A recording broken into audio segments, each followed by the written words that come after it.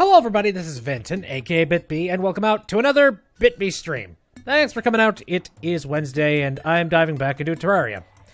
Now, I did a little bit of a break from Terraria as of recently, just because I didn't feel like playing it last Wednesday, but hey, I feel like playing it now, so yeah, that's what we're going to be doing.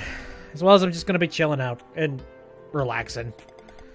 Enjoying my time in the game. I know there's a whole bunch of things you need to do. I got one thing in particular that I know I need to do because I was just putting it off. I really didn't feel like doing it last time. So we're going to be doing that. I feel like it's going to be a little bit of busy work. Yeah. But, meh. What's my user? I'm playing the PC version and I'm just like playing solo. So, sorry, I'm not having anybody joining. But I'm going to dive over to the PC tab. And, oh, right, yep, music. Hold up. Adjust that. Okay, good to go. Yeah, sorry. I'm only allowing people to play on multiplayer if I know them, like, directly and personally. And as of right now, I just kind of have it set up as a single-player setup. And again, I've mentioned this before. I talked with some friends here and there. They have a little bit of an interest in playing it on the stream, but man, that would require everybody's schedules to sync up, and that's a nightmare half the time. Anyway, let's dive back into our horrible, horrible map. Oh, hey, the connection test is still up. I need to permanently turn that off. Alright, back to what I was doing. So, the last time that I was doing stuff, one thing I know I definitely need to do is I need to add more rooms onto the cheapness tower. Because, yeah, how many rooms do I have that are empty? 2? I mean, I know for a fact that there are a lot more NPCs that are going to be showing up here, so that would probably be smart. Let me see. Do I have... Oh, I don't even have an axe, do I? I think I put that away a long time ago when I just managed to get myself the hammer. And... Oh, yeah, that's right. Yeah, I got the hammer and... I was originally using this as my hammer and my axe. I forgot. So, yeah, I don't have any wood. So, first step is definitely to break down trees. Oh, man. No, I just need to relax today. So, a fun little thing. Recently, just outside of where I live, there was another goddamn accident. And I say another because, like, it's happened something like 4 or 5 times over the course of this year. And I don't know where the heck this is coming from out of absolutely nowhere. But for whatever reason, like, just... There's a road next to my house, and there have just been accidents up the walls. Oh, good. First blood moon. Lovely. I guess my plans have changed. Luckily, I have myself a bee sword. Yeah.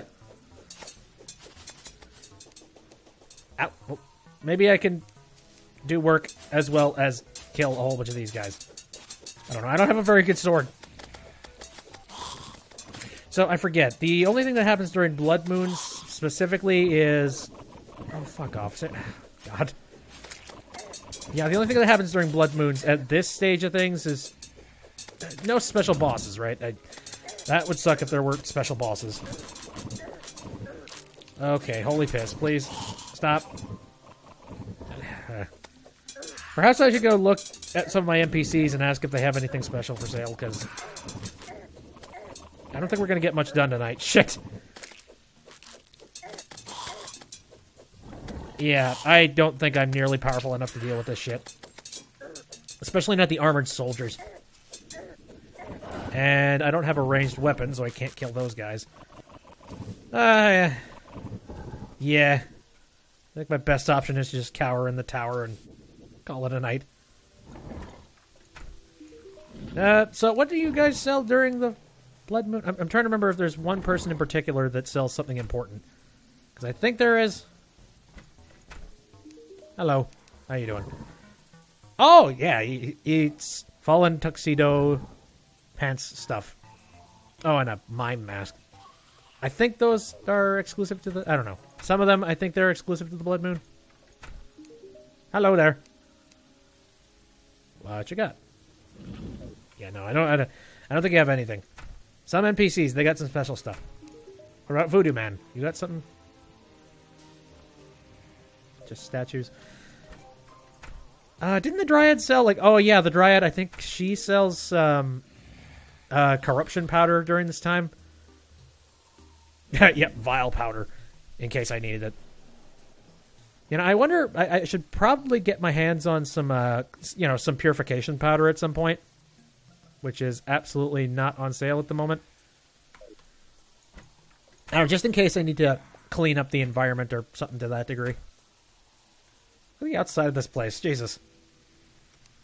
I'm going to turn off the map so it's a little bit clearer. Howdy. Did you have any... Oh, what the hell? What voice did I give this guy? Callista seems nice. I should bring her back with me. Who is she? I would love to meet her. What's an attorney... The first thing we need to know about are the special... didn't I give him, like, drunken Ruski or whatever the hell? The first thing you need to know about are the special defensive artifacts I've got for sale, but only if you've got some defender metal. What? I am so confused. So you've got... there's the crystal, and then you have items that use crystals? I mean, that sounds kind of fun. Uses 5 mana. Aura that repeatedly zaps enemies that go inside. Use 10 Etherean mana to summon more than one. Okay, cannot be used without Etherean mana. Mana? So, wait, is that different than my regular mana? Let me see. Place in Eternia Crystal Stand to summon Etheria's Portal. What the hell is Etheria? Okay, there's an Etheria Crystal Stand. Boy, I want to know what the hell you're talking about, buddy. So I'm going to go ahead and just grab that, and we're going to test that. Maybe somewhere that's particularly safe. I'm real happy that those bombs that clown drops, I'm really happy that those don't do anything dangerous. You know, like blowing shit up. Okay, so where would one be able to put... Oh, Jesus Christ! And, oh, okay. Alright. I think I'll wait till the blood moon's over. Yeah, I think we'll be fine. Okay, I know you sell stuff for special, I think. Oh, right. Don't you sell... Yeah, that's right. Don't you sell the illegal gun parts or, like, the mini shark only during the blood moon? I think that's it. And I definitely want to invest money in that, because... Yeah. I'll get the mini shark, too, because why not? Yeah, I want to have the mega shark. Get a shotgun. Empty bullet. Right, I got what I need. Hi there. I don't think I have any strange plants on me. No. What do you have for shop? Nothing of importance. Thank you, sir. Good gravy. Hi. Explosive powder. Oh, wow, you sell Hellfire arrows? Is that regular, or is that happening specifically because of the blood moon? Ooh. I don't know. Right. So, I'll put away... Here, which one of these would be empty, I wonder? Eeny, meeny, miny, this one. Okay. I'll put away the gun parts. Those things. Illegal gun parts, rather. Well, damn it, I don't think I can really do anything until, this shit clears up. Piss hole. Okay. Well, all right. So I was talking about the accident thing. I think somewhere around 4 or 5 separate accidents have happened just outside of, on the road where I live. And good gravy, nobody has any idea why the hell it happens. And the weird part is that, over the course of something like the last 20 years, we haven't really seen anything of any kind of accidents happening as of late. But for whatever reason, this particular year has been absolute trash with it. And we don't know why. It's like, why now all of a sudden? There's just so much problems involved with people being able to drive properly. And it's been a whole mess of different reasons. Trying to remember some of them. Some of them are just straight up negligence, not paying attention to the road. Other ones, there was a situation where someone was really drunk, really high, on drugs, and yeah, he caused a ridiculous head-on collision. And that was unfortunate to be dealing with. And this one that just recently happened is pretty minor, but still, like, it's just the fact that these accidents keep happening on a regular basis. I don't understand it, and I don't think anybody else does. Funny enough, like, they've been so frequent that, you know, the city that I'm in, they've actually actively had a town meeting about it, just being like, okay, so there's one particular road in the city that is really, really, really having some bad problems when it comes to accidents. Should we do something about that? And I think a lot of people have just, they've chalked it up to being like, I mean, not much we can do. I guess we could adjust the speed limit over there or something, but if it's stupid drivers, it's stupid drivers. I don't know how many more times they can stand by that excuse, because, oh boy. If it keeps happening, like, I don't even know. I know for a fact it's, like, freaked me out, just the fact that I have to drive on that road. I don't want to be out there. You kidding me?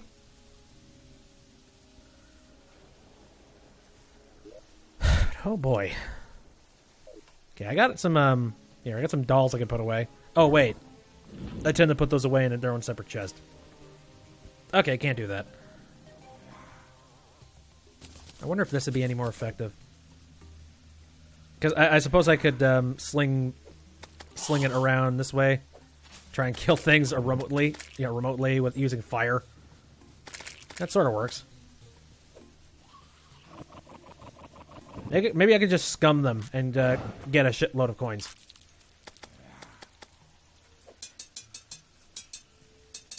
It's plenty boring, that's for sure. I want to have a better one. Like, I really like the special one you get off of... Oh, okay, we're done. Anyway, no, I like the special one that you can get off of the moon boss. You know, the eyeball one. Ah, you bastard. Alright, well, that was stupid. Now can we finally get around to, I don't know, harvesting trees? Anyway, that's what I've been dealing with. I've just been trying to relax because it's every single time we have some kind of an accident happen here, it's been stressful. It's like, oh, good. A reminder that we could very easily be in any one of said accidents.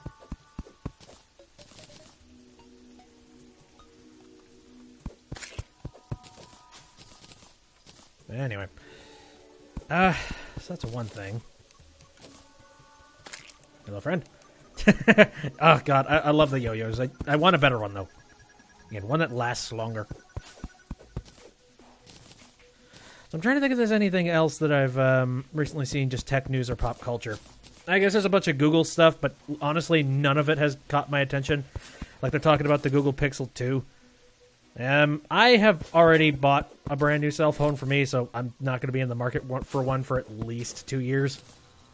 It's like, I don't care. I think that's basically the only thing that really caught my eye for that conference. Let me think. I looked up a couple of recent news articles that I've seen on a couple of like tech sites that I have that I frequent a couple times. Oh yeah, okay, all right. So there's one thing that kind of caught my attention, and that is something that SpaceX is doing.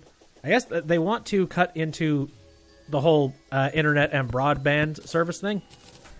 And they have an idea. They want to create, like, a worldwide... Basically, a worldwide broadband network that is wireless. And they want to make it so that it's, like, 25 millisecond delay. Like, essentially, they want to make a wireless connection that is... That rivals cable.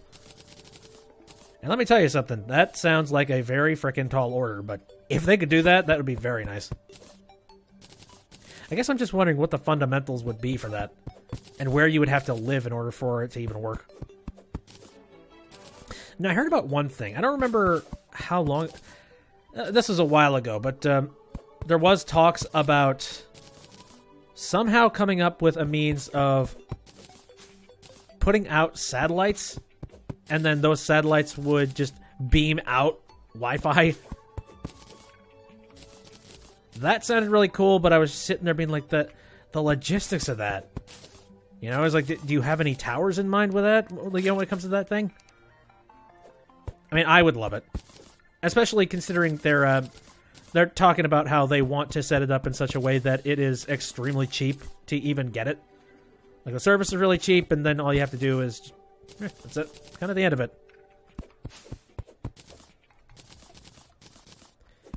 Honestly, I would be interested in something like that, because I would like some cheaper alternatives. Or at least at the very least, I would love there to be some alternatives that are cheapening it so that other people or other providers have to follow suit. Because holy shit. 5 billion hidden... like, 5 billion hidden fees and hidden plan things. I've dealt with that. And I've talked about this on several occasions. It goes without saying. I want somebody to finally break through and come up with a system that is relatively nice. That makes it so that other providers, they can't really stand behind the whole... It comes down to the fact that Verizon, for example, when Verizon does anything sort of different in the market, suddenly everybody has to adjust or follow suit. So when Verizon does something good, all of a sudden everybody's doing the same good thing. When Verizon's doing something bad, well, we're all in hell, but, you know. Sort of like how everybody was really, really hoping that, what was it? Like, the Google Fiber. People really, really badly want Google Fiber to become a mainstay, and they want it to be essentially everywhere, including me. I would love it if it was everywhere, not for the sake that I really want to get Google, Google Fiber Optic Network. That'd be nice, but, you know, I'm not going to be picky on it. I just want it to be available in my area. So that in the event I decide, you know, pretty much to a point where, yeah, if there's a provider out there and they really, really want my attention, and if they want me to pay for their service, maybe keep your service as cheap as Google would put theirs, eh?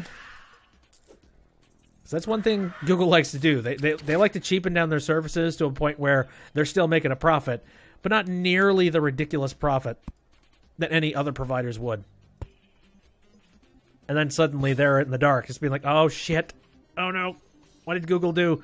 Oh, sure, no, it's horrible. They have it down to $40 base price, no hidden fees. What? How the hell they managed to do that? I don't know. It's almost like they have some form of conscious or, well, okay, it's a gigantic corporation, so no, that's not it. More lines of, I don't know, they're smart, and they understand that they can break into the business this way. What do we do? I don't know, lower our prices. And that's happened. That has indeed happened before. Where suddenly, Fios in certain areas, which I think it's Comcast. I think Comcast owns the whole Xfinity Fios thing. Or Verizon Fios, is that it? Oh, I forget what it is. Oh no, it was definitely Xfinity. No, Xfinity, within the areas that suddenly there was Google Fiber, they all had to readjust themselves. Gee, it's almost as if you didn't need that money. If you were that quick and that willing to lower your prices, like, across the board there. Whatever, man. Oh, hello, tree. Here.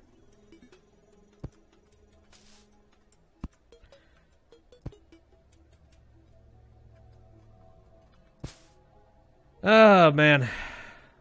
That is a subject where I can go on a rant for hours. It's unfortunately one of the things that I'm kind of knowledgeable about. Not 100%, but I'm knowledgeable to the extent that I feel I'm confident in my ability to say, yeah, we're all being ripped off for data. Yeah, that's one thing that I've recently seen. Just the whole fact that SpaceX, I don't know. I like a whole lot of the things Elon Musk is doing. You know, he's doing good. Oh, hello. Do I have a net? Am I carrying my net on me? Oh, yep. Hello, Gold Bunny. I love that's a thing that can happen in this game. It's like, hello, golden riches, out of nowhere. And I spent a shit ton on illegal gun parts, so that helps me out quite a bit. Thank you.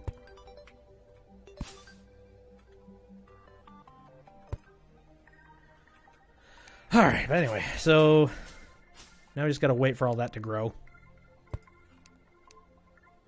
Right then. How much wood did I get? Oh, plenty, yeah. So how many floors am I gonna need? I don't even know how many more NPCs are left. Let me think. I kind of want to build just 8, so we're covered. It'll take a little bit of time, but, you know, I have it. Swap over to the smaller stack. Alright, well, what else has been recently? Oh, jeez, okay. So there's an interesting story. I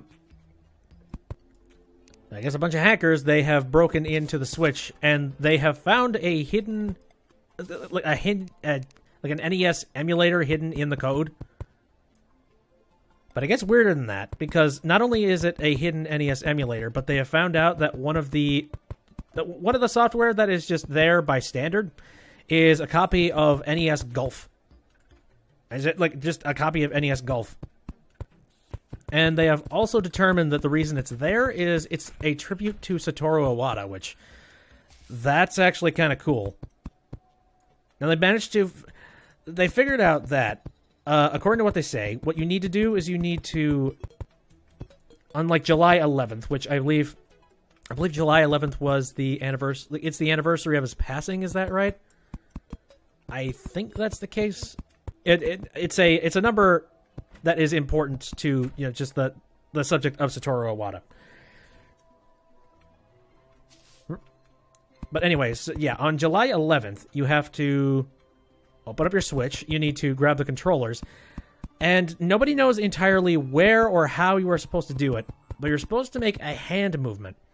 And from what people have figured out, it seems like the hand movement that you need to make is the same hand movement that Satoru Iwata does when... like, the famous one that he does during his Nintendo Direct performances, where he says, like, directly to you. And when you do that, it should boot up a copy of just, like, NES Golf. And let me tell you something. That's one of the more humbler and one of the nicer little Easter eggs that I have ever seen out of a video game. Or, you know, just out of a console. And it's an extremely clever one, as well. Especially, like, putting the motion controls to good use there.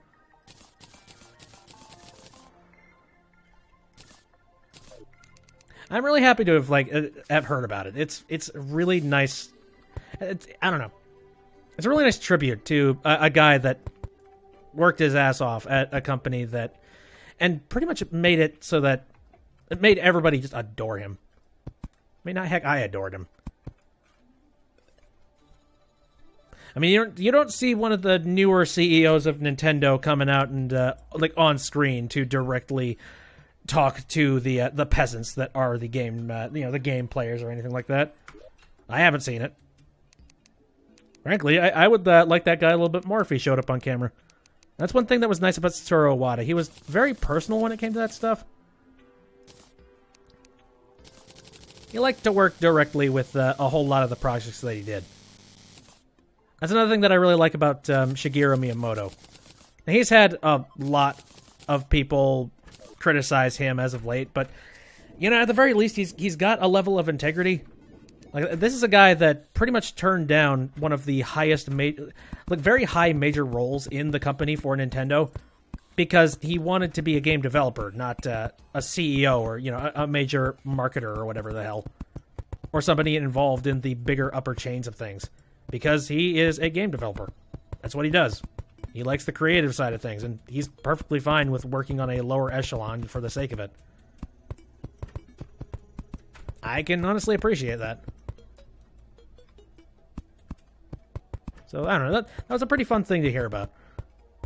Okay, so there was that.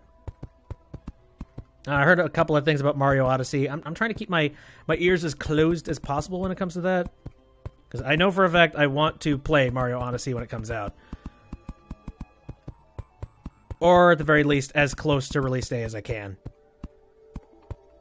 But it brings up the question of what I'm going to be doing about the Content ID. Because you know for a fact Content ID is going to be a huge thing when it comes to Mario Odyssey. Yeah, I don't see any means to be able to circumvent it or do anything with that. Hello, Ventress. How you doing? Who am I talking to? Well, at the current moment in time, I'm talking to the VOD, or you know, the stream when I upload it to YouTube retroactively. Now I'm thinking of topics and things like that. How are you doing? How was your day?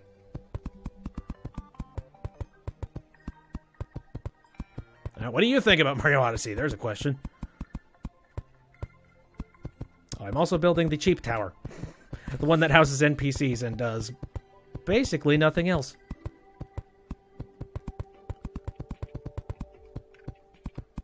One ugly wooden spire. Whatever. I'm not being handed a reason to make it look pretty. There.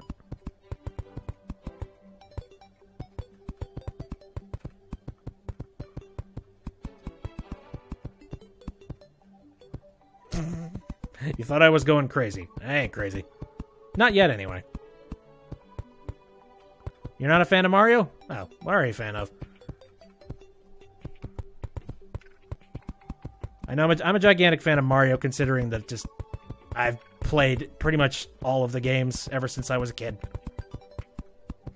So this new one, oh, especially considering the fact they're leaving the whole Mario Galaxy formula. God, I didn't like that formula in the least bit. It's like, oh, cool, gravitational planet physics. Can't I just get platforming and beat up some Goombas, please?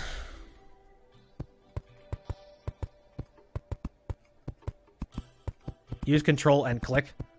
Oh, right, yeah, the whole control and then click. Meh. I mean, I know that.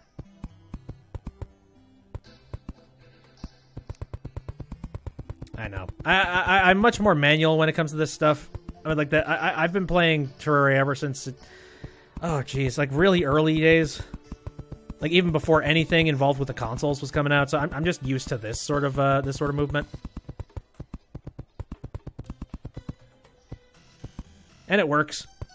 I also like the fact that it looks a bit like a dot matrix printer. Done.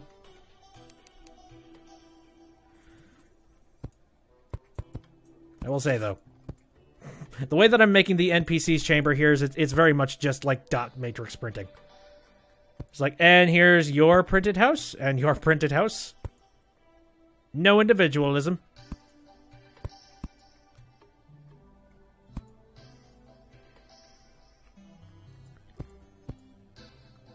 You thought you were slow? Wait, me or you? Oh, out of torches. Damn it. Though, yeah, there is a bit of Twitch delay, if that's what you mean. And Twitch delay is a bitch. That's why I stream multiple different places. That's why the mixer option is available in the event somebody wanted to talk to me with like half a second delay, as opposed to the 10-second delay. Woof.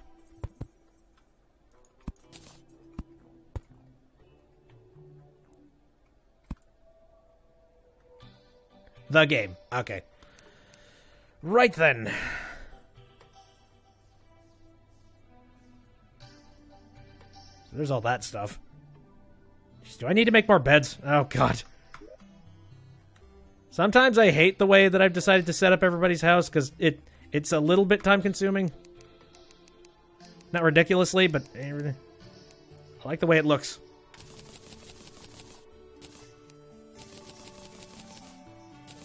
Okay, there's that. We're gonna need a few more platforms. I can make those while I'm up there. Should I... am I gonna try to get 500 HP? At some point, yeah. I'm debating on like when that's going to be for sure. Frustrating thing is that it takes forever to finally find all of the hearts in the jungle. At least from my point of view. It takes leagues of time, at least for me. I guess one thing that doesn't help is that I went for a large world. despite the fact that I am I am one man.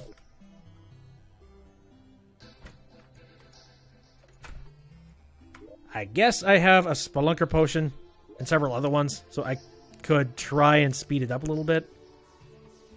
Actually, whoa. No, I don't. Oh, no, that's right. I don't have a Spelunker potion. I used it all finding titanium armor. Oops. I think Spelunker potion would do it, though. Alright. So, I think I got the mixing for beds. There we go. Cool, ready to go. And I'm glad I'm getting this out of the way. Just so I don't have to worry about it sometime later on.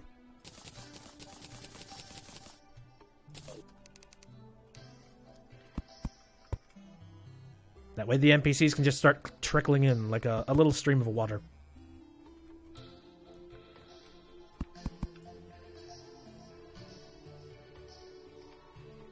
I could build cacti armor.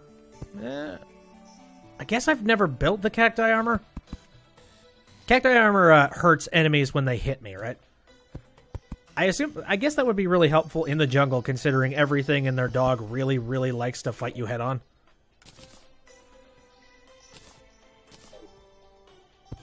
At least from my experience, anyway.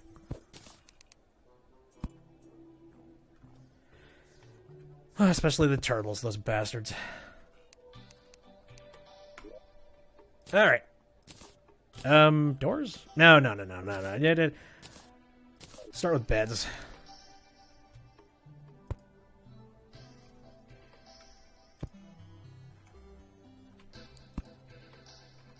I've never liked the building part when it comes to these games. I've said that on a couple of Terraria episodes here. I like the exploration bits. And the fight bits. It's like pulling teeth when it comes to this part.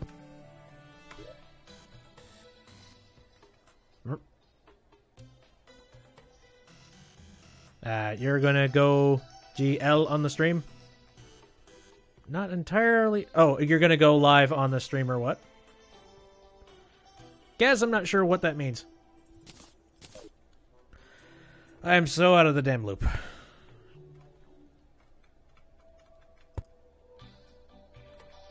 Alright. I'm trying to think if there's any other recent topics.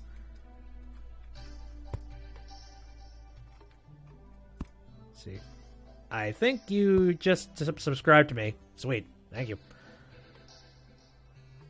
Oh, okay. You're gonna go good luck on the stream. Thank you. Again, the problem... When it comes to just, shortening of words, it could be any cacophony of random words that it just... I mean, GL could mean anything. Golf lover. Gifted light stabber. Gordon Lightfoot. Arr. There we go. Oh, God. I just remembered a thing. That was another little piece of news that recently came out. I guess YouTube streaming, they have set up a system where sponsors is a thing. Where you can sponsor individual people for $4.99 a month. Does that sound familiar to anybody? I hope it does, because that's quite literally exactly what the subscription service is over on Twitch. Which is funny, because everybody and their dog are currently sort of lambasting YouTube to an extent. Just being like, you stole it from Twitch. To an extent, I'm kind of lambasting them for that, too. Same time, though, I'm kind of cool with it. Honestly, I mean, think about this for a second. Where is the... I mean, there is some considerable benefit from having that subscription service through YouTube. Because there are some people that just straight up, they can't subscribe, or, they can't watch streams unless they're being streamed through YouTube. Like, I know one or two cases where people say, it's like, I watched your... a couple of cases recently where... I guess Twitch has started to crack down on people who do dual streaming. Like, for me, for instance, I stream on Twitch, but also over on Mixer. In the event anybody wanted to talk to me face-to-face with just, with as little lag as possible. And I get that. That makes sense. Oopsie, shit. Sorry. I meant to just put in the base stuff. Here, but let's put away a bunch of things I don't need.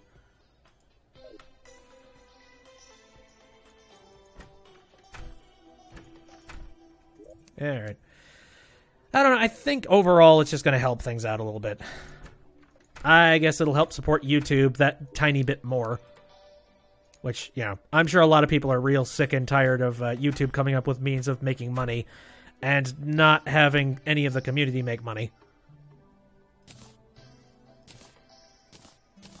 Still, I appreciate that. I mean, here's another really good benefit in terms of things. The benefit is that in the event somebody wanted to maybe have subscribers over on Twitch and, it's like sponsors on YouTube and then subscription service over on Twitch. And if you wanted to have a combination of both, I think that would help out a lot of people's bottom lines. So I'm not too upset about that. I think it's kind of a nice thing, a couple of different streams of income. As well as also, this is one thing that we were talking about. Oh, who was talking about it? I think it was like me and some friends. And we were talking about the fact that the nice thing about stuff like subscription services through Twitch is the fact that it is completely disconnected from the adpocalypse that had happened over on YouTube. Which is nice, considering, because it's separate, it means that in the event some horrible thing involving ads with Twitch ever did happen, that implies that, there isn't going to be any issues involving with the subscribers. And you have a better feel of, you have a better chance of not losing all of your money. Hello. The Eternia crystal rejects this area and pops away instantly. Tavern Keep mentioned it should rest in a large, flat, open area. Well, piss off, buddy. Okay. Large, flat, open area? So am I gonna have to, terraform in order to make this shit work? Let me see. Yeah, quite frankly, the best spot, the best chance for this would be, right here. Maybe if I set it more direct center and level out the land. Do I have any dirt? I have a little bit of dirt. Don't think I have enough, though.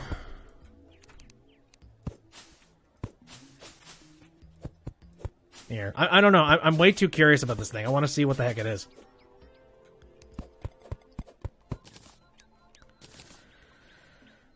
Oh boy, I'm not going to have enough dirt, am I? Maybe if I started it...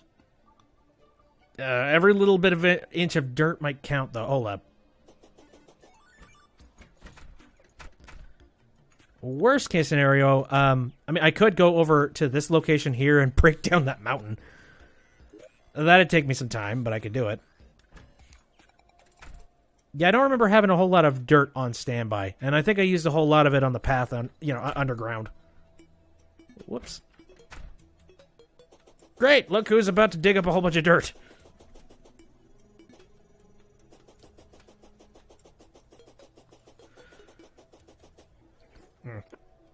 I don't know, this thing just looks like one gigantic eyesore as it is. Looking forward to some of the end game type of stuff that just it allows you to melt through the gigantic mountains like it's nothing, like it's just butter. Some of the alien tech is ridiculous by the end of this game, and I love that kind of stuff. It kind of made me wonder where the hell they're going to be going from here. It's like, what do you do after that? Like, you have alien technology. Now what? Are we going to take trips to alternate dimensions now? We've almost done that to an extent. Alright, so... I talked about that, the hidden Switch game that was recently found with, the whole golf thing. YouTube subscriptions. Which, again, I think it's fine. It allows for more money to be made by people who do streams. And that's cool. as things currently stand, there have been very little ways for streamers to be able to make money over on YouTube. With the whole Content ID thing, I think this is a good way to cut through that and finally make a little bit of cash. So that's cool. What else? Oh, yeah, okay. This really has absolutely nothing to do with tech news or anything to that degree. I just thought it was funny. I just recently saw this news article talking about how there's a guy who is one of the most wanted people in the country at this moment in time. And he was just recently caught. And the way that they caught him was they managed to find his location after he posted a picture on Instagram. Stupid bastard. The goddamn... oh, man. See, that's one of the positives with people who just know nothing about technology. Because if they do anything stupid with technology... yeah, well, okay, let's say, for instance, this dude. He clearly did something very illegal to be on the most wanted list. And because of the fact he was inept when it came to technology, suddenly we found him. Hella frickin' Luya. I love reading stories like that because it kind of just shows the idiocy involved in people. Kind of makes me wonder if people should be well informed on technology or not. I don't know. To a certain point, I kind of wish people were. But then you see stories like that, and you're like, maybe not bring everybody to the table. I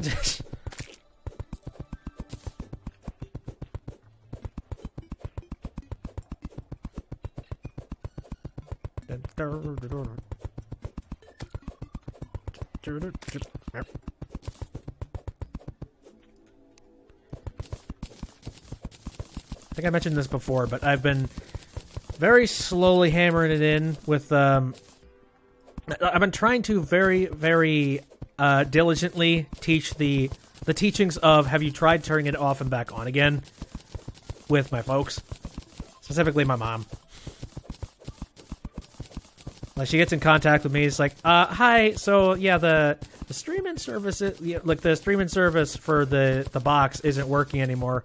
Could you help me out with this? Be like, have you tried turning it off and back on again? And, yeah, they did fix it. You'd be surprised at how many little things involved with technology fix themselves. Just because of the fact that... oh, hello. Oh, yeah, the traveling merchant. I wonder if there's anything useful. I don't know. Oh, sure. Cut down to the monotony.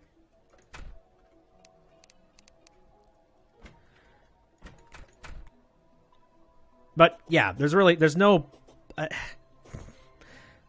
oh, shit! Oh, he's falling down! Uh-oh. Oh, you see him there? I've had this happen before. I make a giant hole to hell, and the traveling merchant just doesn't know what to do with it, so it just falls down. I thought about maybe putting down a little wooden path over that spot so he doesn't fall down there. I think he'll be okay. At the very least, he'll be alive by the time I get down there.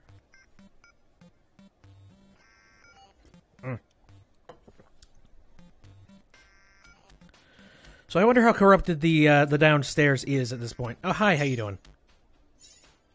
Okay, well, this is hollow. It's kind of cool. I have some hollow growing underneath my house. Oh, boy. Oh, shit! Damn it! Do you immediately walk off? Alright. You know, I have a little bit of path in my inventory, right? Hold on. Yes, I do. Here. I'm gonna try and fix that. Because clearly it's a problem. There. That should keep his dumbass from falling under there. And if it doesn't, well... frankly, he deserves hell and brimstone.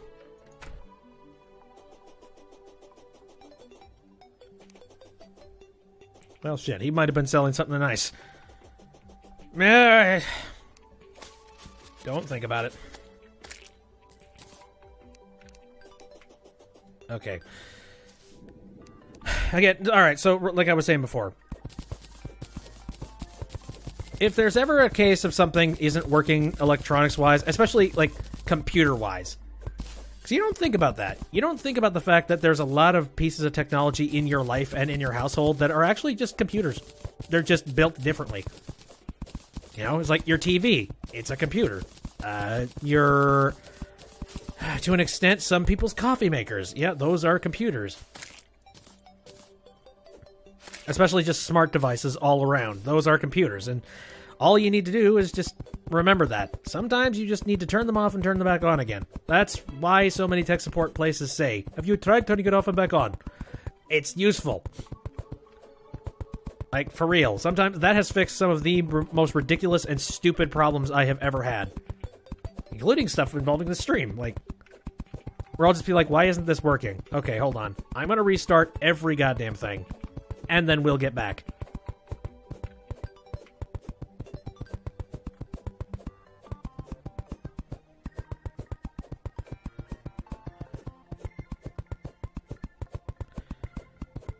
Oh, so there's that thing. Oh yeah, they were talking about how they're trying to fix Steam's review system so that you need to have a little bit more knowledge about the game before you can review on it. Meh. I mean, the thing they're trying to fix is the fact that, I guess that there's a whole lot of spamming that's happening right now in terms of the review site, the review section.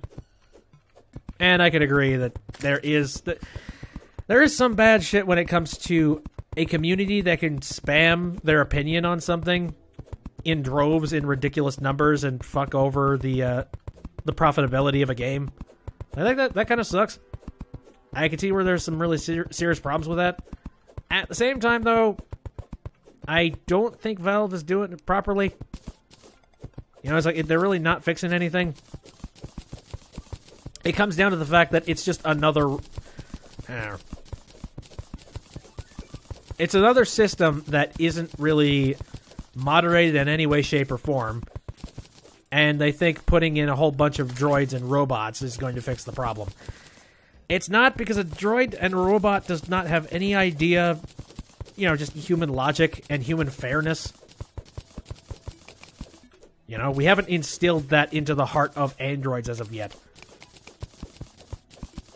So, surprisingly, when issues come up, it tends to be because none of it is moderated, and only computers are currently running the system.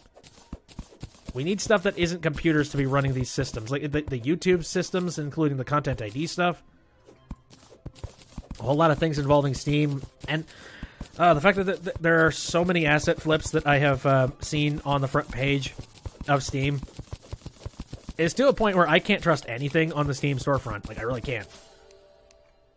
Like, basically, I have to wait until I hear news from somebody else that apparently a game is good before I'll just be like, oh, hey, okay, that's cool. Like, not to say that I'm not willing to, you know, risk it and try a game for once, but it does help. My decision on buying a game, it is helped out a little bit from hearing that a game is actually pretty damn good. And there isn't any major problems with it. Oh god, including one thing. Oh, here's another thing that I thought about talking about today. Now I found this out just by scrolling through Steam, but I found out that Steam's copy of NBA 2K18 is currently doing horrible on Steam reviews, and I went to go check it out to take a look at it, as well as I've done a little bit of research myself to find out why people are angry. Turns out they've got some pretty good reasons to be angry. So yeah, 2K18, it's basically a whole lot of the same, except they've added a story mode where it's got a whole lot of cutscenes and things of that nature.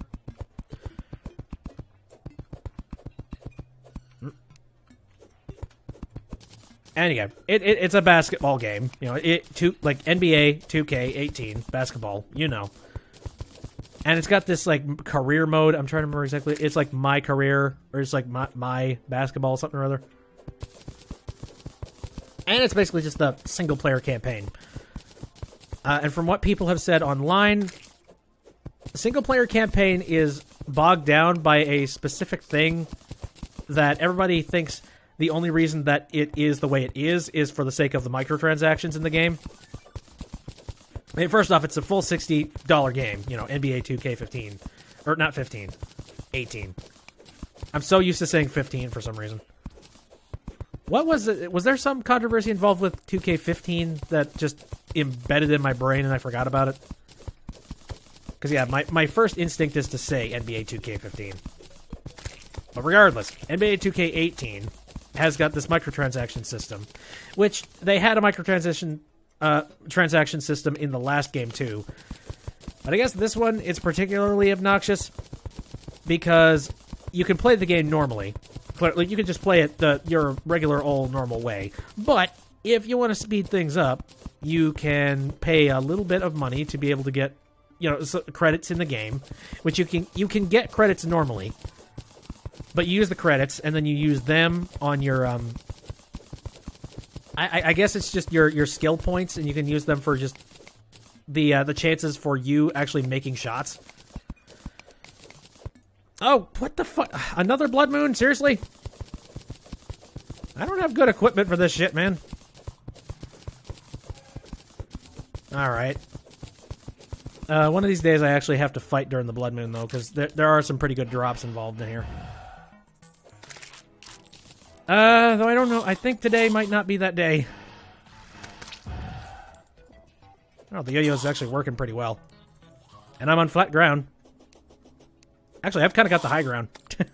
It's over, Anakin!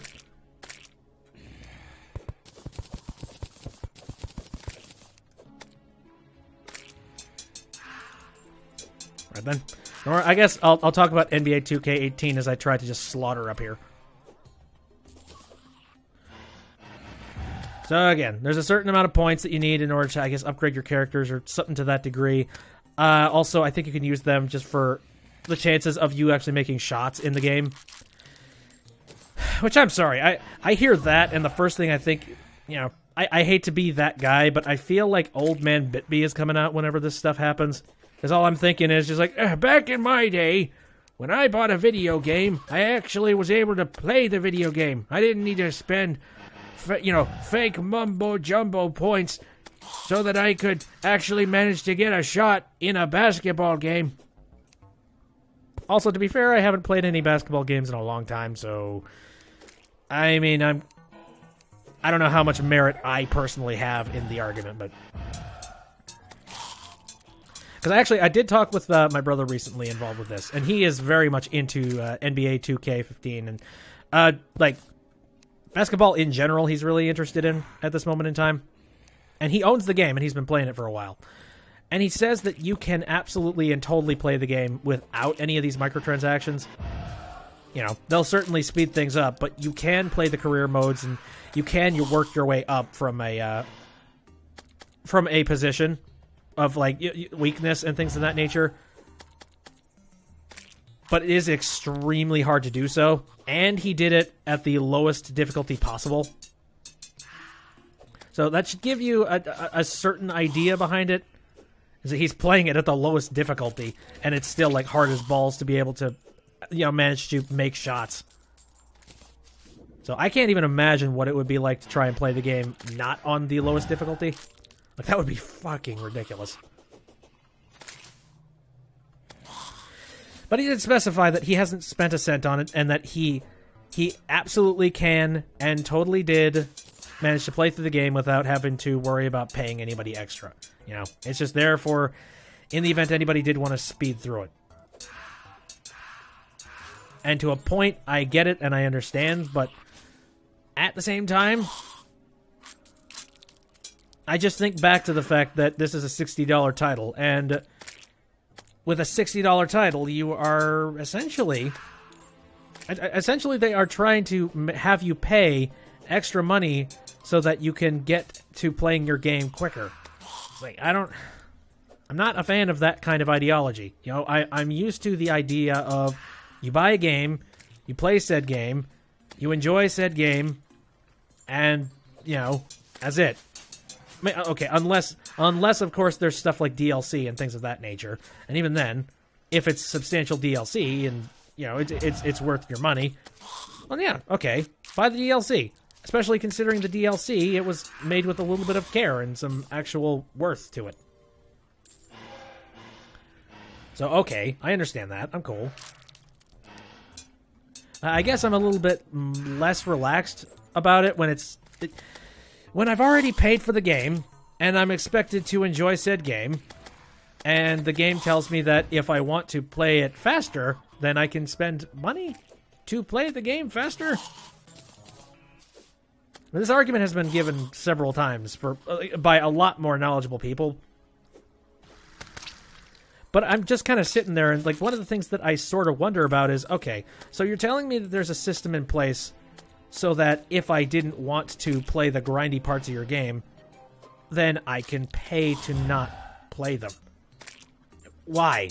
Why is that in place, and why would you offer that as a service? And the only thing I can think about is your game not fun? Is that what it is? Like, am I buying a game that is intrinsically and like directly out of the gate not fun? Because that's the first thing I'm thinking about when you tell me that I can pay to not play it. Here's an idea. How about I just not buy it? How about instead I just go out and pick up a different game? I'm willing to bet that there is some kind of a basketball game that was released at some point sometime in the past, and I can definitely pay. Like, I can buy one of those games and just play them. That's possible. I don't need to buy the latest one with the latest roster. Of course, that's the problem, isn't it? The fact that there are some people that absolutely have to play the newest game and have to get the newest roster. And there's this ideology involved with sports games with the idea that you need to own every single one of them, or you need to buy the latest one as it comes out. Despite the fact that there are a lot of games, like I think FIFA was one that was put under the under candlelight at one point, and people were starting to notice that, hey, this copy of FIFA is literally the exact same thing, except maybe a little bit different graphics on the menus. But coding-wise, it's exactly the same. They've just changed around roster and shit. You know, if it's that easy for you to make that $60 again, I don't know if I want to be buying the game on a regular basis. You know, like, I think sports games, when it comes to that stuff, they really should be working on improvements to make, I don't know, physics involved with the games a little bit more direct, making it so that the models look better, making it so that the sound is better, make the crowds look better. That's what I would buy, you know, the next version of the game for. As it stands, there's a whole lot of companies that don't do that. They just take the game, replace the roster, and then just re-release it to... and there was another thing, too. I was talking with another friend. I'm trying to remember exactly what it was. It was a 2K game, and the executives over at 2K, when they were working on the game, I think it might have been NBA. I don't know. 2K does a whole lot of sports games nowadays. They took over the wrestling front, so there's another thing, too. But yeah, there are developers that have actively said that 2K, around the time when the internet became a thing, 2K very, very directly told the developers that in absolutely no way are you to implement an online updating system. And in no way are they allowed to update the rosters digitally online. They're just not. Not allowed. Not allowed to like move statistics or rebalance anything. Nope. Nope. You save that for the next rendition of the game. And they did that because they know if they set a precedent now by saying, oh, hey, we can update the roster whenever we want, suddenly they're not going to have a reason to, you know, keep nickel and diamond people by having them buy the newest version of the game every single year.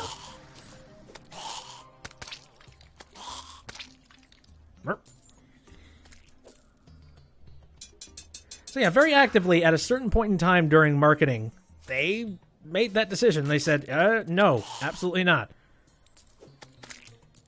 You know, that they weren't working on just updates to the game. They weren't working on making it better. They basically said, well, what if we don't want to do that? What if we want to just re-release the game except with different statistics? You know, it's not even subtle what they are, like what they do on a regular basis anymore.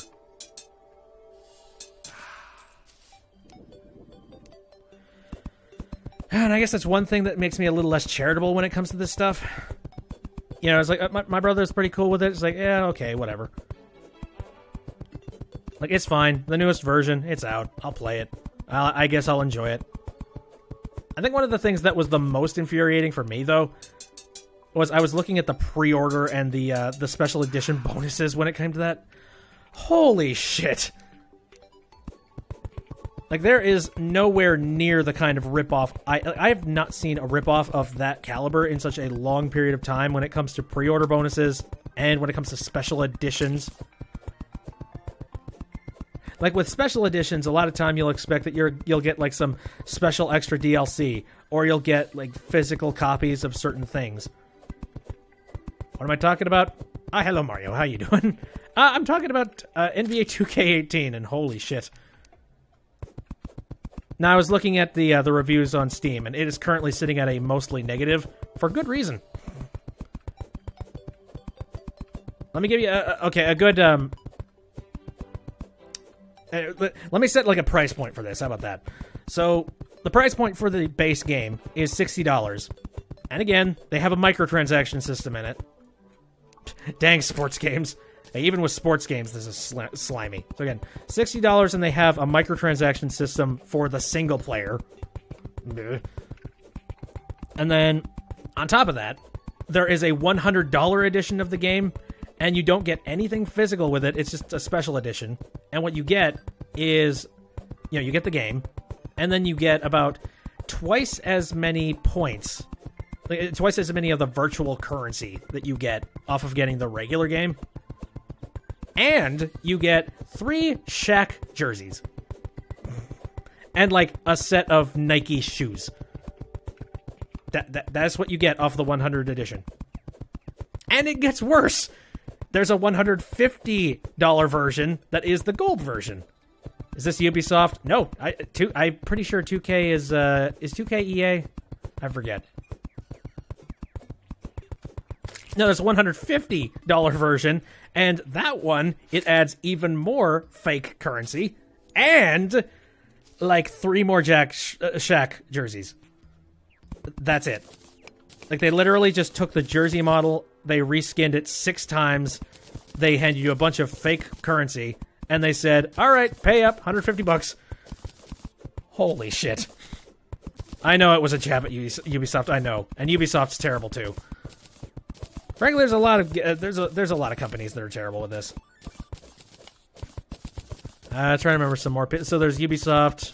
I guess I'm angry with Activision for adding the microtransactions in the Destiny 2, which I still need to play because, good lord, that game looks good.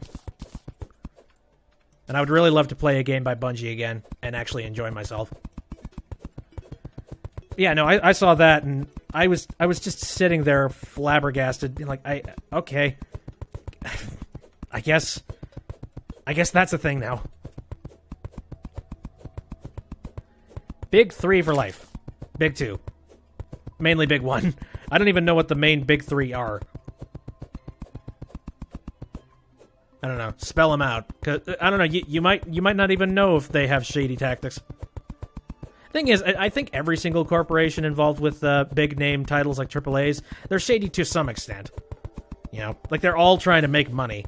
It's just a case of which ones are, you know, less subtle than the other ones.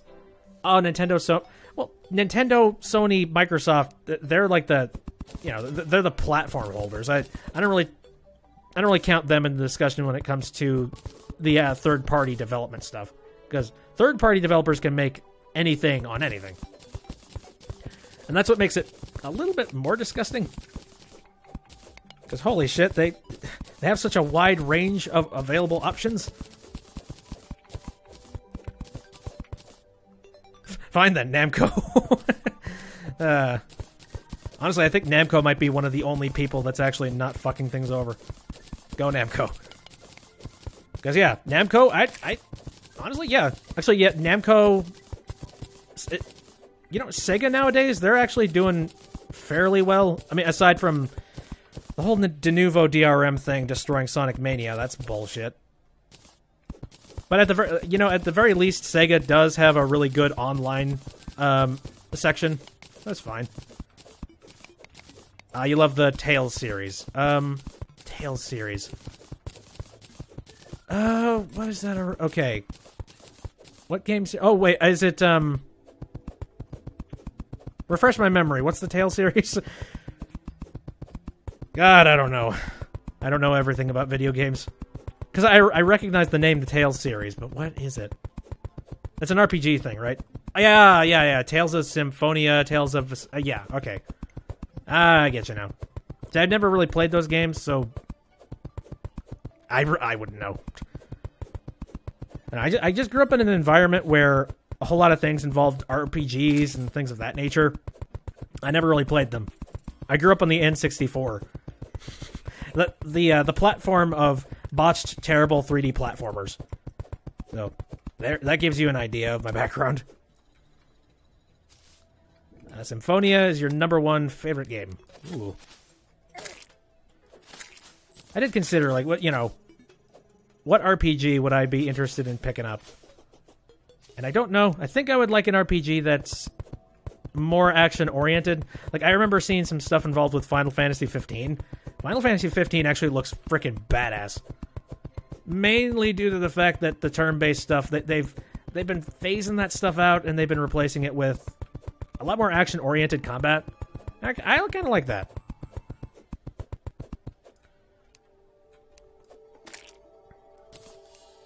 I know a lot of friends of mine had played the online Final Fantasy for a long time. I don't think they're still doing that. I know Final Fantasy Online's actually still doing pretty good right now. I see a lot of people still playing it. You've never played a single Final Fantasy game. The fact that it's had 15 games come out, I think there's at least some sort of a good background to it, I think. Tales isn't turned... Oh, really? Did not know that.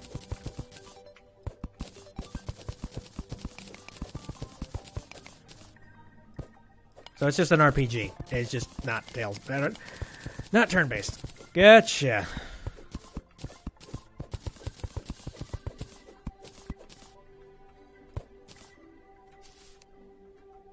Let's see. I don't know. From what I can tell, Bravely Default... They've kind of moved like the original Final Fantasy style movement and style turn-based strategy type of stuff over to Bravely Default. And they're just kind of they're trying new things when it comes to the Final Fantasy. It's like, okay, how can we change the attacks in Final Fantasy now? You know, how can we change up the formula, make it saucier? The best way that you can describe the battle system, it's like Smash Bros. Standard attacks. Up, special, down. That actually sounds pretty fun. I might be interested in stuff like that. I like, a quick, swipey type combat. I can't think of any other way to easily describe it. It sounds interesting. It definitely sounds interesting and promising.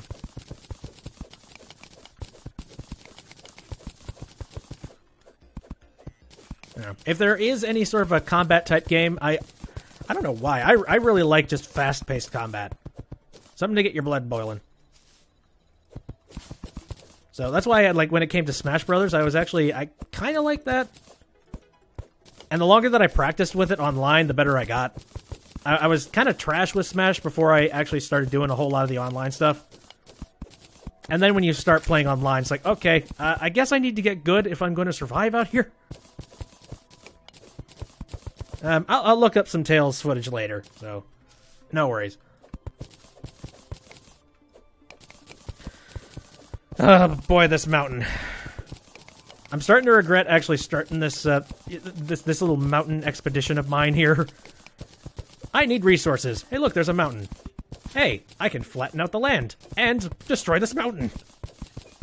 I'm such a genius.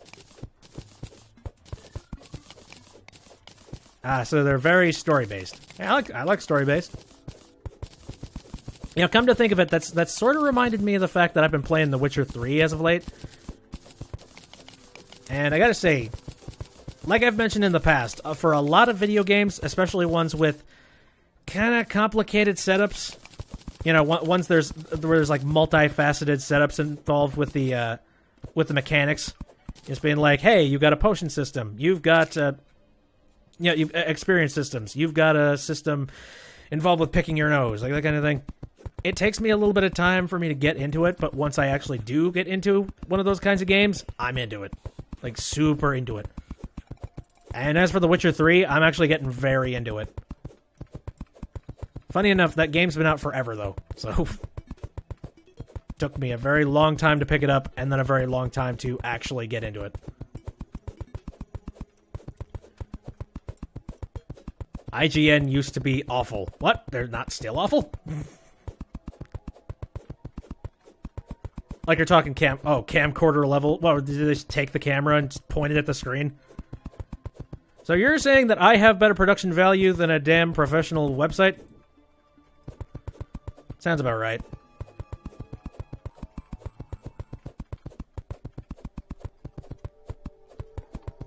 I don't like to toot my own horn, but to an extent I do appreciate just production value.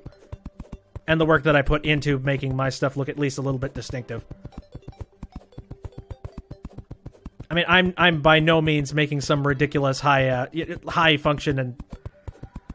Oh, what would you call it? I don't know, just high production value sort of setup here, but I at least put in the effort. 40 seconds, no narration. Oh, it's not too bad. I mean... I don't know, I kind of... There's a part of me that doesn't like the narration on, like, professional websites for video game footage. Yeah, sometimes I just like to watch the video game footage and call it a day. Like, I don't care two shakes about intern Mike who is playing the video game.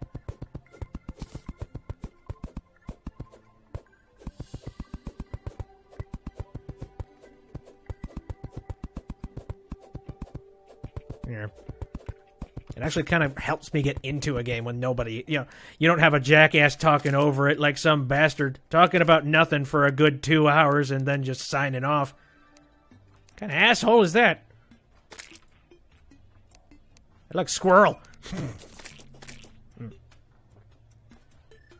I found a 1-minute footage of the first boss. 5 minutes in, no narration.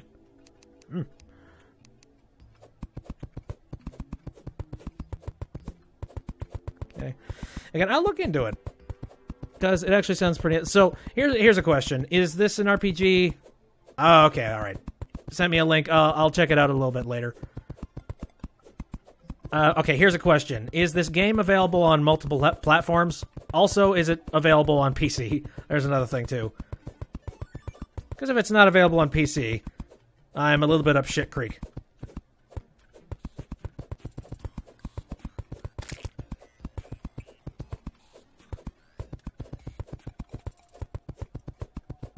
Yeah, it's an RPG. Very well, then. Oh god, how many days have I been working on this mountain? I think I have. I was a GameCube game originally. I was given an HD PS3 port. The PS3 port was used for the Steam. Oh, nice. Actually, that sounds real nice. I'm gonna have to. Yeah, I'm gonna have to look into that for sure.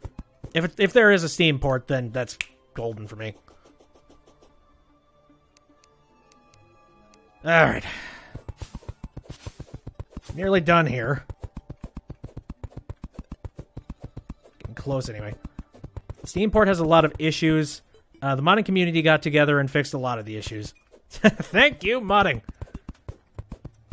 Oh god, what was the recent controversy that just happened? Like, wasn't Bethesda? Didn't they have like the Creators Club thing? God, just stop fucking around with mods, man. Just let the modders do the modding.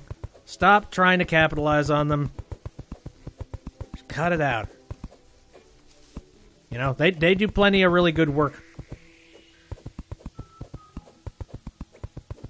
I was laughing for days about the Bethesda one. Oh, especially because of the recent news. I don't know if I mentioned it on the show or not, but the recent news involving the that thing is pretty freaking funny. I guess they've gotten kind of spiteful, and they want to... I don't remember exactly what it is. I think for the sake of making it so that they meet console standards, they set it up so that every single one of the mods that they are releasing as downloadable mods, they're sending it as full-on patches for content, and then they're locking it underneath some sort of a paywall, and they are not allowing people to have them or use them until they pay for them using the virtual currency. So literally, everybody has the content on their, for Fallout, on their PS4, Xbox 360s, and those things. Hello, Mindspeed. Sorry, this is a single-player Terraria thing. I apologize. And I'm only going to be bringing in anybody multiplayer-wise if I feel it's necessary. Or if I feel like a particular friend wants to join me. There we go. Oh, you said something about a thing. One big issue? The whole dialogue is said... The whole dialogue... Wait, the whole dialogue is said, and that's a big issue? Whole dialogue is said in what way? Are you talking like just the dialogue of the game for some reason? Like the entire dialogue is said? Oh, the wrong dialogue. Okay. Alright, I got you. Well, that's awkward.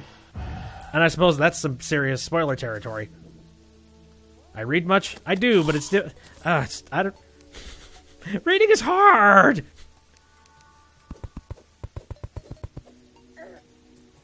The wrong dialogue. Shit. Yeah, I missed that entirely. Sorry, I'm in the middle of trying to fight things in Terraria, so my attention has being pulled very directly off the screen.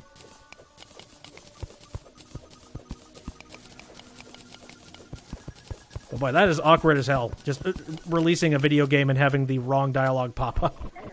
Whoopsies. Yeah, should be this person's line, but instead it's this person's line. Whoops. God, everything catch fire. Well, I guess that's nice. Now, I've heard a lot of cases of certain games that were released to PC that were fixed via mods. I mean, heck, I covered one on the stream. The one Halo 2 mods that fixed the version for Vista. And thank the Lord for those guys. Again, it's Project Cartographer, if you're wondering. The community found out what the issue was, but not how to fix it. Okay, I'm sure they will at some point. Never played Terraria. Pretty fun. One thing I've noticed, though, Terraria is a lot more fun when you have more people. It just feels kind of alone and not much is happening. Also, you need to know a thing or two about what is coming up next. That's another thing, too. It's like, you need to know to take a certain item to expand upon certain tier of item, and then combine those two. You have no friends. Hey, it's probably one more friend than I do. Break it. Jeez, man. There. Okay, I'm nearly done, right? Hold on a second. Close. And it's nighttime. Yeah. I know you're messing. I'm joking. Same like how I'm joking, where I'm like, probably one more friend than I do. No friends with this game. Actually, I don't even know how expensive Terraria is nowadays. I don't think it's very... I know they're still updating it. And they recently updated this version of the game. And again, there's some new end game type of content past the moon boss stuff. I personally don't know too much about it. I'm currently working to try and figure out what the heck this Eternia crystal stand is. I just bought it from one of the shopkeepers here. I'm like, what are you?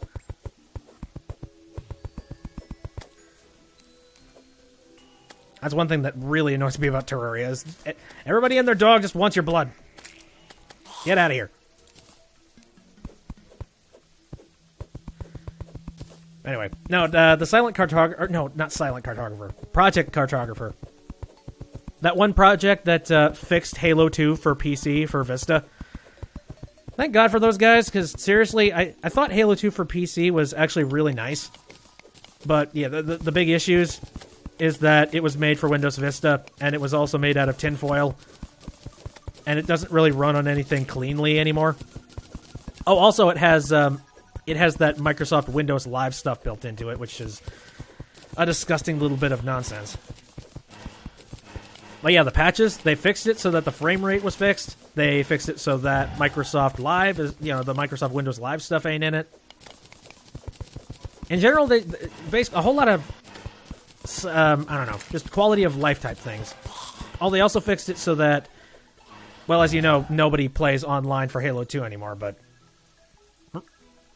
Oh, jeez. But they reopened it up so that people can play on servers again. Not official servers, but you can play on Halo 2 multiplayer servers on PC, and that is so cool. I appreciate that. Oh. By the way, what do I think of the bridge turnabout so far? It's been refreshing to play as a different attorney aside from just, Phoenix Wright and good old Mia. Like, that has been nice up to this point. And it was especially weird to be playing as a prosecutor trying to defend somebody, that's for sure. I don't know. I'll be looking forward to jumping back to Phoenix, though. Should be nice. I wonder if we're going to be playing as Edgeworth anymore this game. That'll be an interesting mystery to figure out. It's been a roller coaster a minute, though, I'll say, because right at the beginning I was like, oh, God. So, really... It's like, I don't really want to side with my defendant, but there's a part of me that actually feels like you have made amends and you are trying to fix problems. Which Ace Attorney do I say is next? See, actually, I don't know if you were there for when I talked about that, but I looked up the release dates for Ace Attorney games.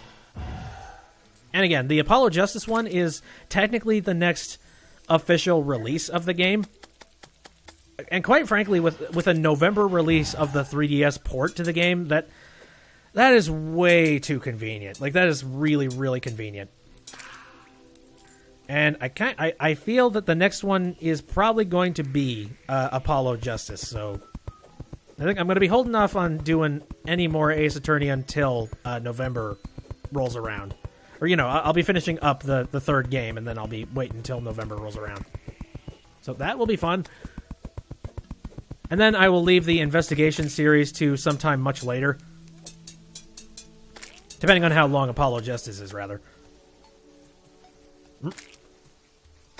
I'm also thinking I'm probably going to be getting the Japanese version and, figuring out where the translation is.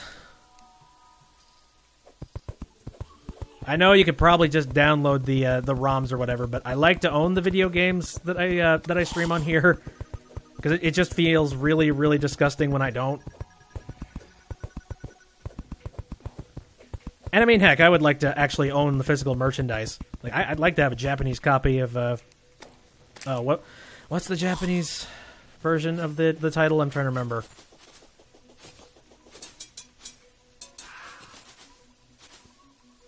Yeah, only Investigation 2 never came out. I'd still like to play it. Oh. And again, you said there was a fan translation, right? I'll probably download the fan translation. Oh, hello. Corey and Lorraine are throwing a party. Who are Corey and Lorraine? Wait, what? Investigations 2 is your favorite Ace Attorney game. Wow.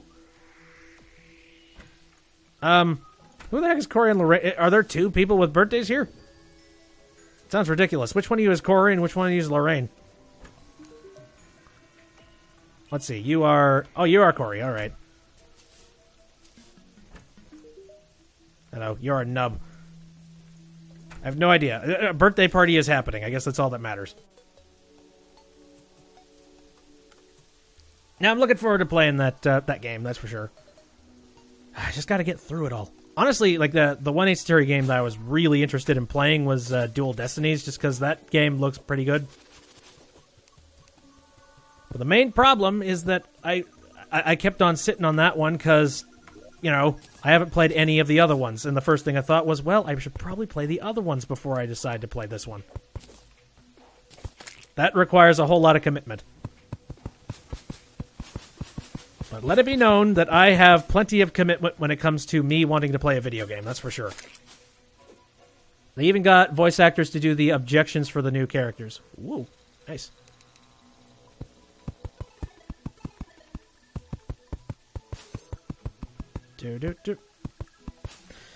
Oi, out of the way.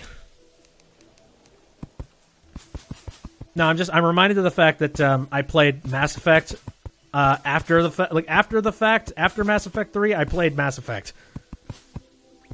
Yeah, that should give you a pretty good idea of how committed I am to playing an entirety of a trilogy or a franchise.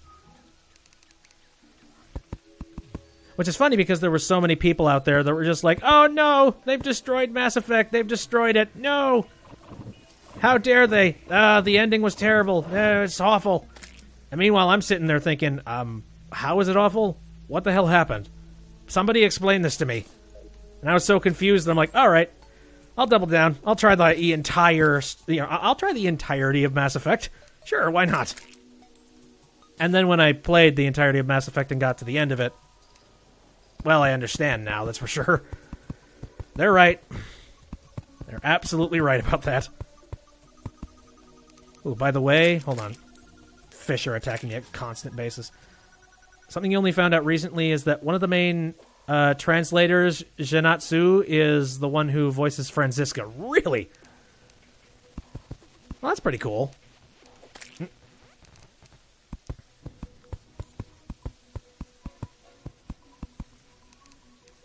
Maybe like that. It's weird to hear, like, just... I'm trying to think of a good example. You know, it's when developers get their hands dirty in the voice acting room. Or something to that degree. You know, just getting up and starring in their own games and their own roles. I've seen that before. It's pretty humbling. Putting a little bit of yourself in your projects. She has an article with 15 tidbits on the trilogies. Oh, your top 10 things you didn't know about Ace Attorney.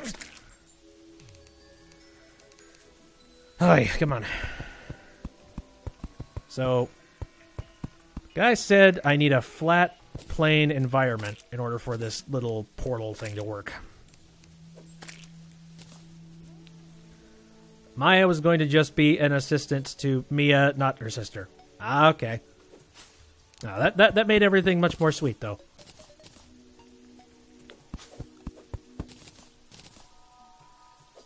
I'm trying to think of my own little tidbits of things. Just like, you know, did you know that such and such happened because one person didn't read the script properly, and they just went through it. Oh, okay, there's one thing that just popped in my head. Apparently, the official translations of Dragon Ball Z, or, you know, they were redubbing Dragon Ball Z at one point. And this was, like, way after a whole lot of things became memes. You know, it's like over 9,000 thing, and things to that degree. And during the official translations, the actual Japanese dub of, you know, the actual Japanese translation of certain things didn't line up perfectly with a whole lot of the original translations for the series. And one of the things that didn't line up was the whole over 9,000 line. And so I think it was Chris Sabat who was in the, just doing the recording stuff. I don't know if he was doing the official recordings, but he was definitely on call when it came to it. And he noticed that in the script, just, yeah, they don't have the over 9,000 line in there. And he got up immediately. He's just like, okay, guys, I know this is kind of difficult to explain, but you need to keep this as the original translation that we did. And they're like, what? Why? He's like, just trust me on that.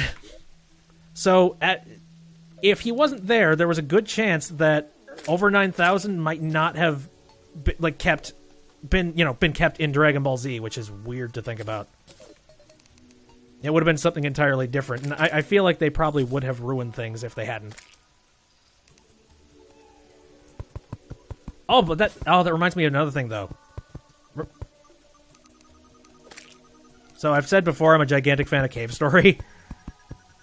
So even before there was official translations of Cave Story, There were fan translations of it that were released to the U.S. And, it's a free game, so what the hell ever. Free translations, released for free. And I guess the original translation for one of the characters, Balrog, he's just this gigantic fridge-looking dude. And when you first meet him, he busts through a wall and screams out, "Huzzah!" And that was really, that was endearing for a lot of people. Because huzzah, that was a almost direct translation of what it was going to be in Japan. Or at least it was a good accumulate word for what it was. Well, the official translations, one of the people that did the official translation decided he wanted to be a cheeky bastard. And because of the fact that he's a gigantic bulking fridge that, bursts through a wall, he decided to make the line, "Oh yeah!" in reference to the frickin' Kool-Aid Man. Let me tell you, there's a lot of contention involved with that line, and a lot of people are pissed that that's what they went for. And including me to an extent. It's like, come on, man. Why didn't you just stick with his huzzah? And there's even some people that, even to this day, are like, can you redo the translation and replace it with huzzah, please? Like, it's a lot more dignified than the shit that you decided to go with, please. Nope. No, we're never going to get that back, unfortunately. Ooh, alright. Got a... Hold on a second. Got one on Diego here. The other names for Diego Armando, such as Xavier Barstrux Joseph Hoffenberg. Weird. One of your favorite TV tidbits. Oh, wait, no. FV? Oh, one of your favorite tidbits. Wait, hold on a second. Is that the class trial is based on something that actually happened to Shu. Oh, that's cool. Shu Takumi. Boy. You never know when you're going to get inspiration, for things. Even the most innocuous thing in your lifetime, and it could change. It could change the entirety of what you do.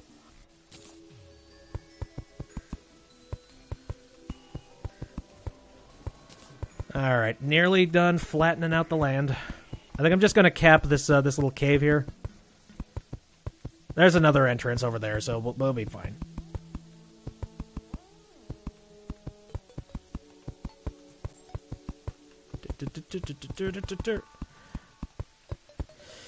And there you have it. I broke down an entire mountain on stream. That was a good use of our time. On the plus side, we have this gigantic long path now. Some people who became lawyers thanks to Ace Attorney. I don't know if I would ever become a lawyer thanks to Ace Attorney. I mean, heck, they show off that apparently the life of an attorney is kind of miserable. It's like, oh god, must find client innocent. Alright. I'm going to set this down relatively dead center. There we go. Whoa! Old One's army! What have I done? I'm confused. What? What? Okay, alright. What are we doing here? Oh, good. Alright. This is a lot easier than I thought it would be. I'm already 15% done. Cool. But the prosecution doesn't cheat in real life. Meh. I don't know. A lot of times, when it comes to lawyer-type stuff, I've always felt that, to an extent, it comes down to whether or not you have, whether or not you've spent a whole lot of money on a lawyer, which is unfortunate. I don't like the fact that that's something that we all... I'm getting a whole lot of mana. Why? So is this just another version of mana? I don't know. I guess we'll see. Wave complete. That was just a wave? Okay, I understand why it was so easy now. Luckily, first wave is very easy. Bring it. Alright, I have time to prepare. I don't have much that I can do at this point. Don't think Phoenix ever got paid. I like to think off camera he was at least paid. Okay. Therian Goblin, whatever the heck. And I think I'm doing fairly well. I'm just sort of running from place to place here.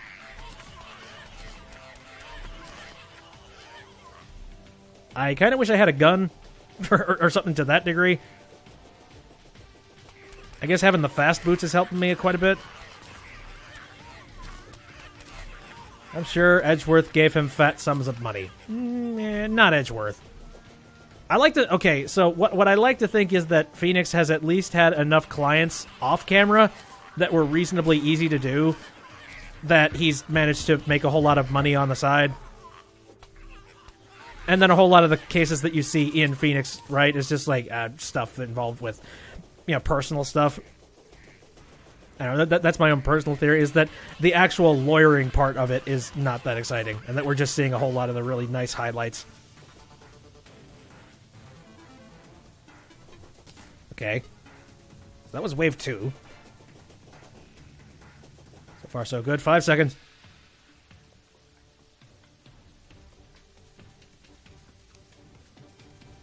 When did they expect me to do this challenge? That's what I want to know. Because so far, this challenge has been stupidly easy. You know, just run from one portal to the next, killing everything in your path. Like, we don't even have any fast people trying to destroy... what I assume is that they're all trying to destroy the crystal. Oh, God. Oh. Okay, getting harder.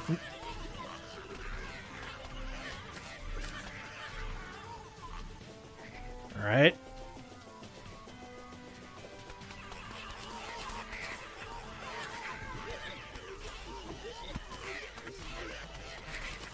Okay, sorry. Concentrating a bit here. I'm really hoping that there's not too many more waves of this stuff.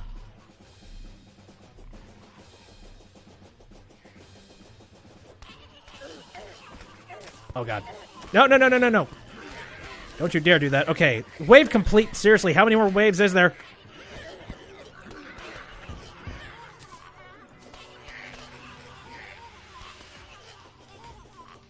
I'm gonna have plenty of Eternia Crystal or whatever the heck after this. Whew. 5 seconds. Good to go.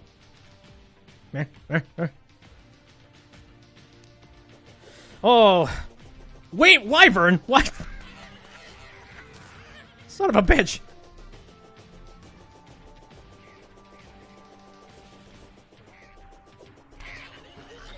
Yep, okay, there's the Wyverns.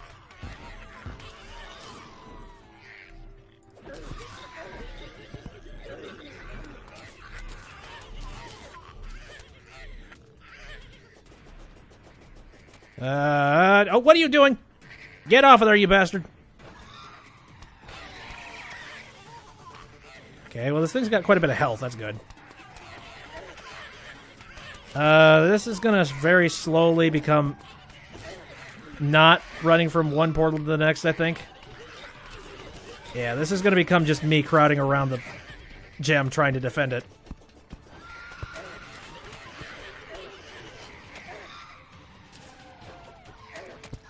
Okay, well, that's a lot of wyverns. I mean, is it literally just a challenge of see how long you can go? Let's get to that point for me. Health.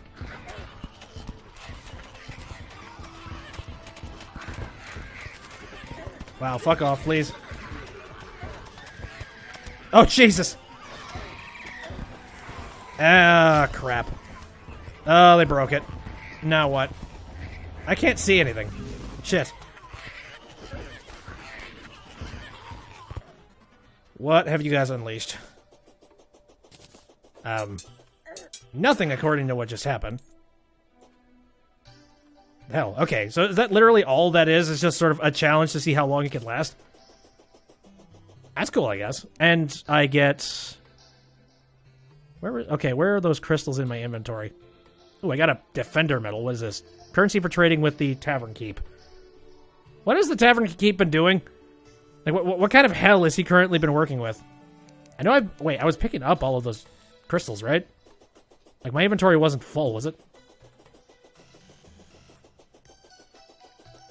See, I think I'm just gonna keep this out here. Just in case I need it.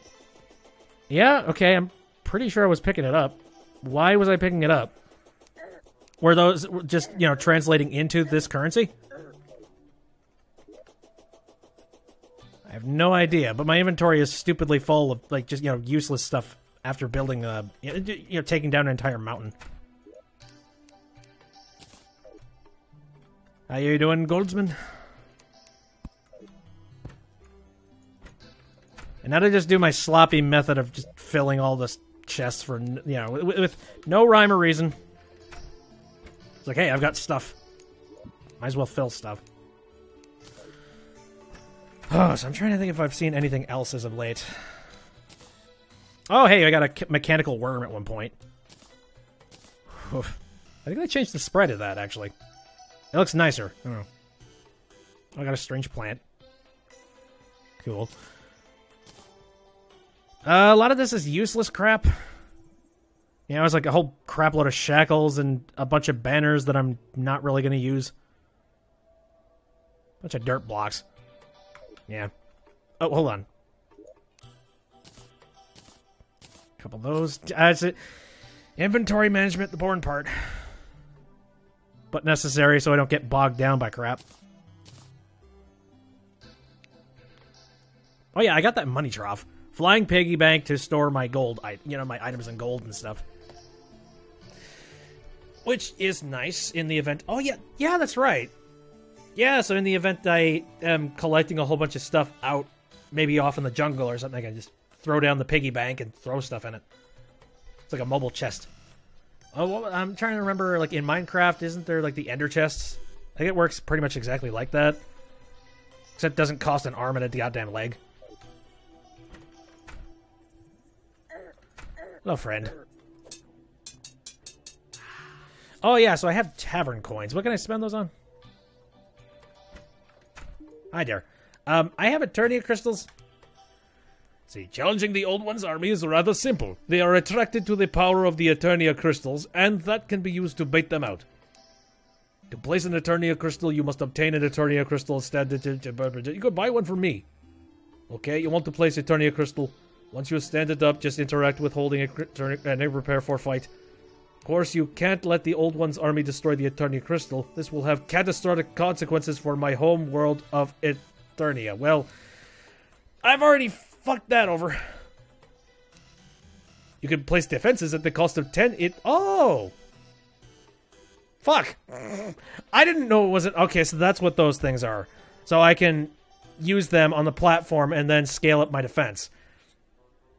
Now I know. Once placed, the Eternia crystal will release some of this mana, otherwise you will need to defeat enemies to get more. With the help of defenses, you will have to repel several waves of invaders who are attempting to destroy both you and the Eternia crystal. You are a, dialogue tree and a half. If you successfully repel the invasion, you'll be awarded with more Defender medals, which you can bring to me to purchase more artifacts and some other special rewards. So, basically, they've turned Terraria into a turret, what was it? Defense game? Tower defense, that's it. I've also heard rumors that the power of the artifacts themselves may be further unlocked if you defeat the Old One's army. Perhaps you could even use them anytime you wish. The first thing you need to know about special defensive artifacts I've got for sale, but only if you've got some Defender medals. Dirty, Jesus, how... Okay, I think this is probably looped several times, but... So, yeah, what do you got here? Oh, yeah, this stuff. Flame Burst Rod. Lightning Aura Rod. So, I guess I get this stuff for special use of those crystals and whatnot. Okay. I guess I'll challenge myself to do that sometime later. It's interesting, but... Well, I say interesting, I don't know. It's partially boring as balls, but yeah, you got to get through some boring dialogue trees to get to some interesting stuff, right? Oh, hey. Got a strange plant at one point. Hey, friend. I got negative. How many times have I gotten negative die? Hold on. I have 15 negative die. Are you serious? Like, why are you trying to sell me, like, such a negative... I kind of want to make a negative joke, just like, you being too negative, but... Oh, hello. Oh, right, I was going to make a, Yeah. I was going to make a obsidian skull. That way I could turn that thing into an obsidian shield. Gotta get on that. And I need to find the other piece of the climbing claws. Here. Wait, why did I swap it? Alright. Get rid of this nonsense. Oh, I'm still carrying the sun. I am so discombobulated. I have so much stuff. Don't need that anymore. Keep the spelunker thingy. But that'll do it.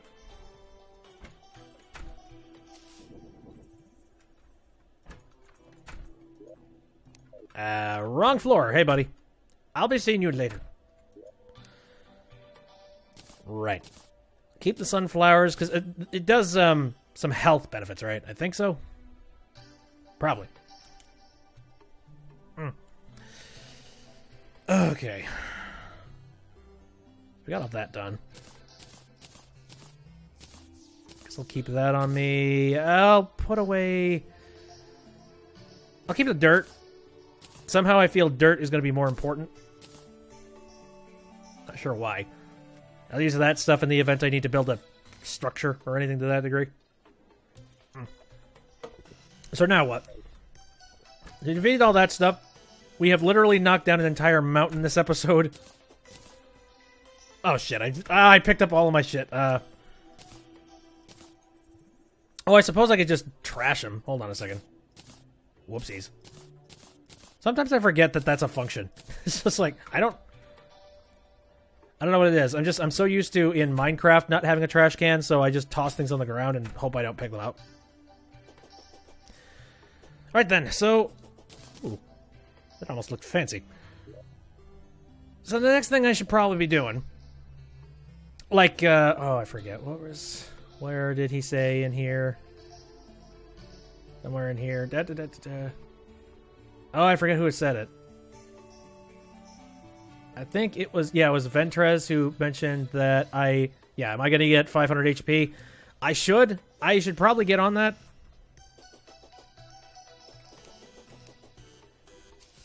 There's stars God damn. All right, no. Before I do that, I need to head over here and I need to check and see how many of those stars I have on record. Because I feel like at this point I probably have enough that I could make myself a bunch of... Yep. Holy shit. Give me a second. I'm making myself some mana stars. So it's like 8, I believe. To upgrade myself.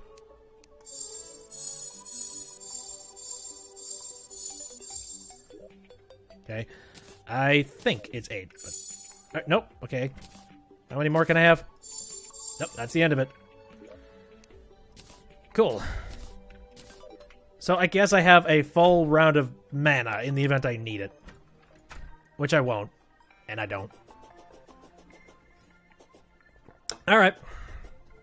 Now again, one of the best places that I could possibly go at this point is off to the jungle. And I have myself some titanium armor. So I think I could make this work.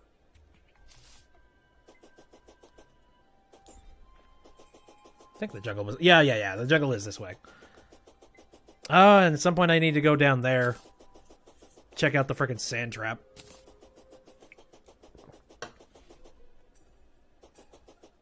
Oh, boy. Oh, this is so bad.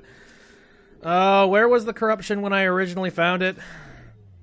I think it's been pushing steadily this direction. Yeah, at some point I'm going to need to put up some kind of a block or something to keep this shit at bay. Yeah, the corruption was like right over here to start, so half the desert has now been taken over. Oh, a traveling merchant arrived. Don't care. I think that's one of the things I hate the most about Terraria. It's the fact that corruption just it spreads like wildfire, and there's very little you can do about it. I guess there's some end game ways that you could possibly fix it, but not effectively, that's for sure. Like, your only real option is to try and make your world a hollow world. That's it. Even then, that's a really loose means of trying to fix things. Okay, turning on the map. Zooming out. See, the last time I came through here, I just ran through like a bat out of hell, hoping that I wouldn't get hit. Which, for the most part, actually, it did help me out quite a bit, but I'm going to try and be a little more methodic this time. Maybe. I don't know. We'll see how things go. But it turns out that that's a stupid idea, and I should just run through here like a bat out of hell. I will run through here like a bat out of hell.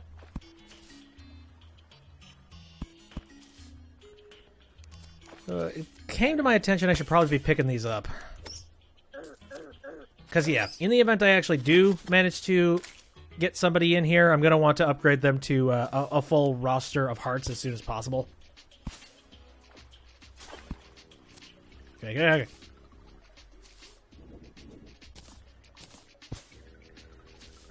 You know, the jungle is... It's sprawling, it's fun, but it's also very, very large.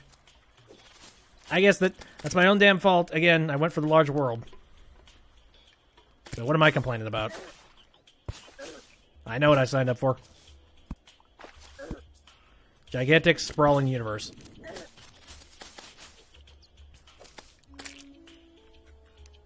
See, it's open world, which means there's this many acres that you can explore. With, like, 3 things you can do in it.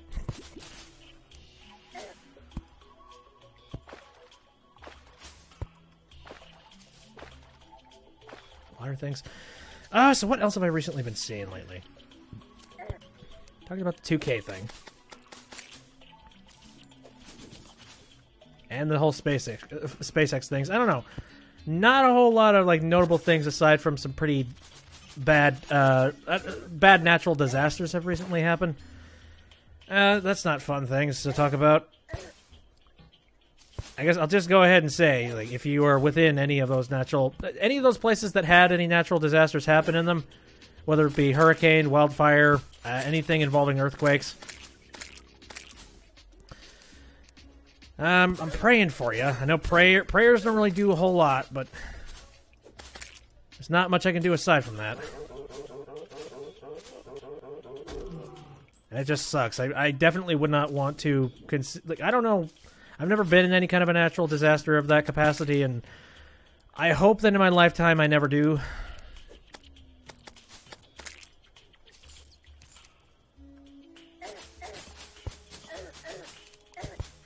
Okay. These beehives are quite the new annoyance. New nuisance, huh? Kind of like I just want to get rid of them. I want to just take care of them and get them out of the way, but they're also annoying as hell.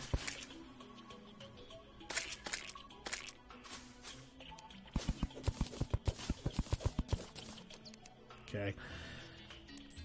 So I do have access to... I guess I would really like to use the Spelunker Potion if I had better access to the entire environment, and I don't. Jesus. Look at the craziness that is happening in here.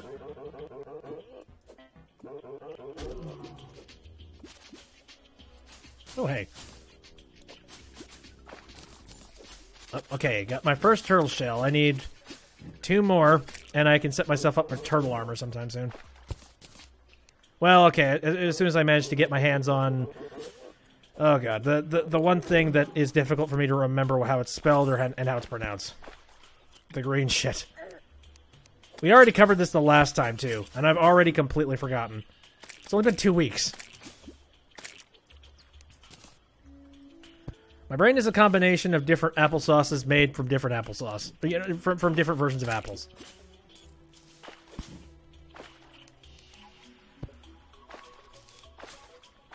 Mostly Granny Smith, because it's... Oh, memory that rivals just Alzheimer's.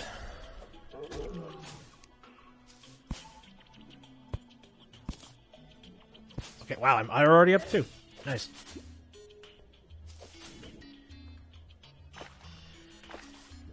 Yeah, I really am kind of bankrupt on this stuff. Well, okay, I guess there's that one thing. Yeah, I don't know what the hell is happening with Equifax, but holy shit. Like, if you're out of the loop on it, Equifax is, like, it's that credit company. And for whatever reason, horrible things have transpired in reference to Equifax. And nobody really knows how the hell it's been happening. Like, first off, they had a major leak of customer information. That was the first thing to tip people off, being like, okay, what the hell's happening? Why was my information leaked? You know, that's not something that I want a credit company to suddenly lose on me. So that caused a lot of people to get really enraged at them. And then they were trying to do a whole bunch of stuff involved with, I don't know. They were trying to set up like their own websites to be able to tell if you have been breached or not.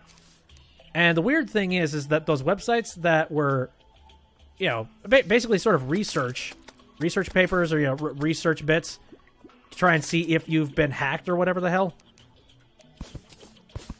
They were set up in such a way that they were trying to get more information. It's like, why do you need more of this information about me? Like, you didn't need this information when you initially tried to check my credit. Why suddenly do you need this much information about my person? And yeah, a lot of people were questioning that, and I don't know if they found any particular answers about that one, but yeah, that was pretty scummy. And then on top of that, now people are saying that the official websites involved with the whole Equifax have you been compromised thing. Even the official one is now rerouting a whole bunch of people to like fraudulent websites. Or, you know, like basically phishing sites. I think Avast was the one website that was just like or actually no, I don't know, some kind of antivirus software. It was like, hi, this is a phishing website. And then a lot of people they've started to scratch their heads, being like, okay, so why the heck have we been, you know, why the heck have we been sent over to this website by this official credit union? What is happening? What is going on? And to this day, we still don't know. Why did their website redirect people over to a phishing website?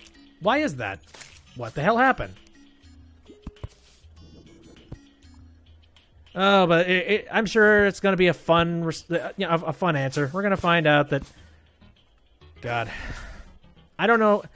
This is starting to kind of drum up to be even worse than that shit involved with Wells Fargo, where they were opening up they were opening up forget exactly what it was. They were opening like accounts underneath other people's names for no reason in particular. They weren't using them or anything. It was just employees trying to make a quota that Wells Fargo set way too high and would never have been hit without people cheating. Or at least I don't think those accounts were used for anything. Certainly hope not. You know, I was like, I hope there isn't some sort of a laundering scheme happening when it comes to that stuff. Yeah, that's just creepy. I don't... It's dumb that in this day and age, even something as financially stable as a damn bank or a damn credit system, even they can't keep you safe. It's like, why? And certainly, you can't trust them with your money. But, you know, almost everything underneath the sun requires you to have some form of a bank so that you can use some form of a credit card. It's like, yeah, we are all very secure individuals in this world we live in. Oh, that does remind me of another thing, too, though. I mentioned Avast. Woohoo, this is a fun thing. Now, I remember I was talking about... I'll go into this diatribe again sometime later. Let me just get, like, straight to the facts. So, Avast owns CC Cleaner, which is a piece of software that you use to clean your PC in the event there's something wrong with it, or, you know, some sort of like adware spam type of thing. I think that's the case. Regardless, Avast owns it. I haven't personally ever used CC Cleaner, I don't think. Or if I have, I've completely forgotten it. Certainly long enough ago that it doesn't affect me, that's for sure. But apparently there were a lot of people that said that they downloaded the latest version of CC Cleaner, and the exe file, they found out, has got some, I forget exactly what it is. I don't know. Like, the file was hacked, so it includes a whole bunch of, like, nasty shit on it. Couldn't tell you 100% what it is. I just don't remember. And a whole lot of these terms do kind of confuse me to an extent. I just don't know what, you know, what's it going to be from now to the next thing that currently, you know, happens. Is it going to be a worm? Is it going to be a virus? Is it going to be ransomware? I don't know what the hell's going to be happening next. Oh, hi. Oh, hi. How you get... Oh, God. Rampant turtles!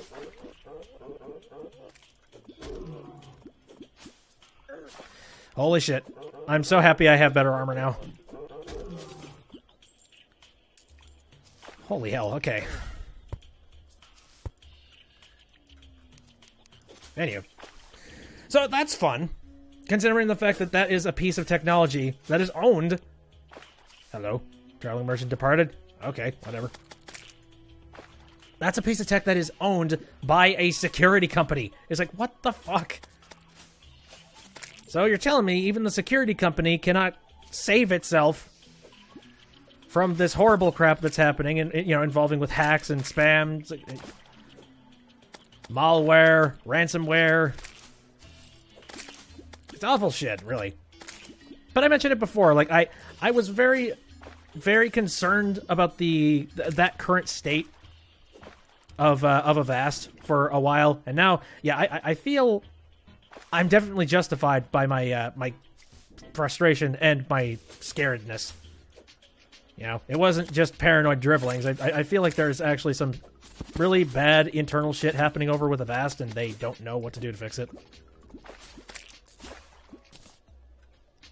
And if anybody hasn't seen that, I know for a fact I talked about this on stream before, but I'll talk about it again just because, oh god.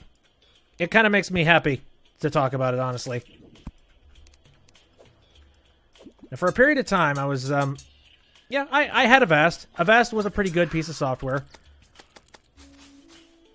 In the event you wanted some extra security and you didn't trust any of, like, the base Windows stuff, you could go ahead and you could pick up Avast, and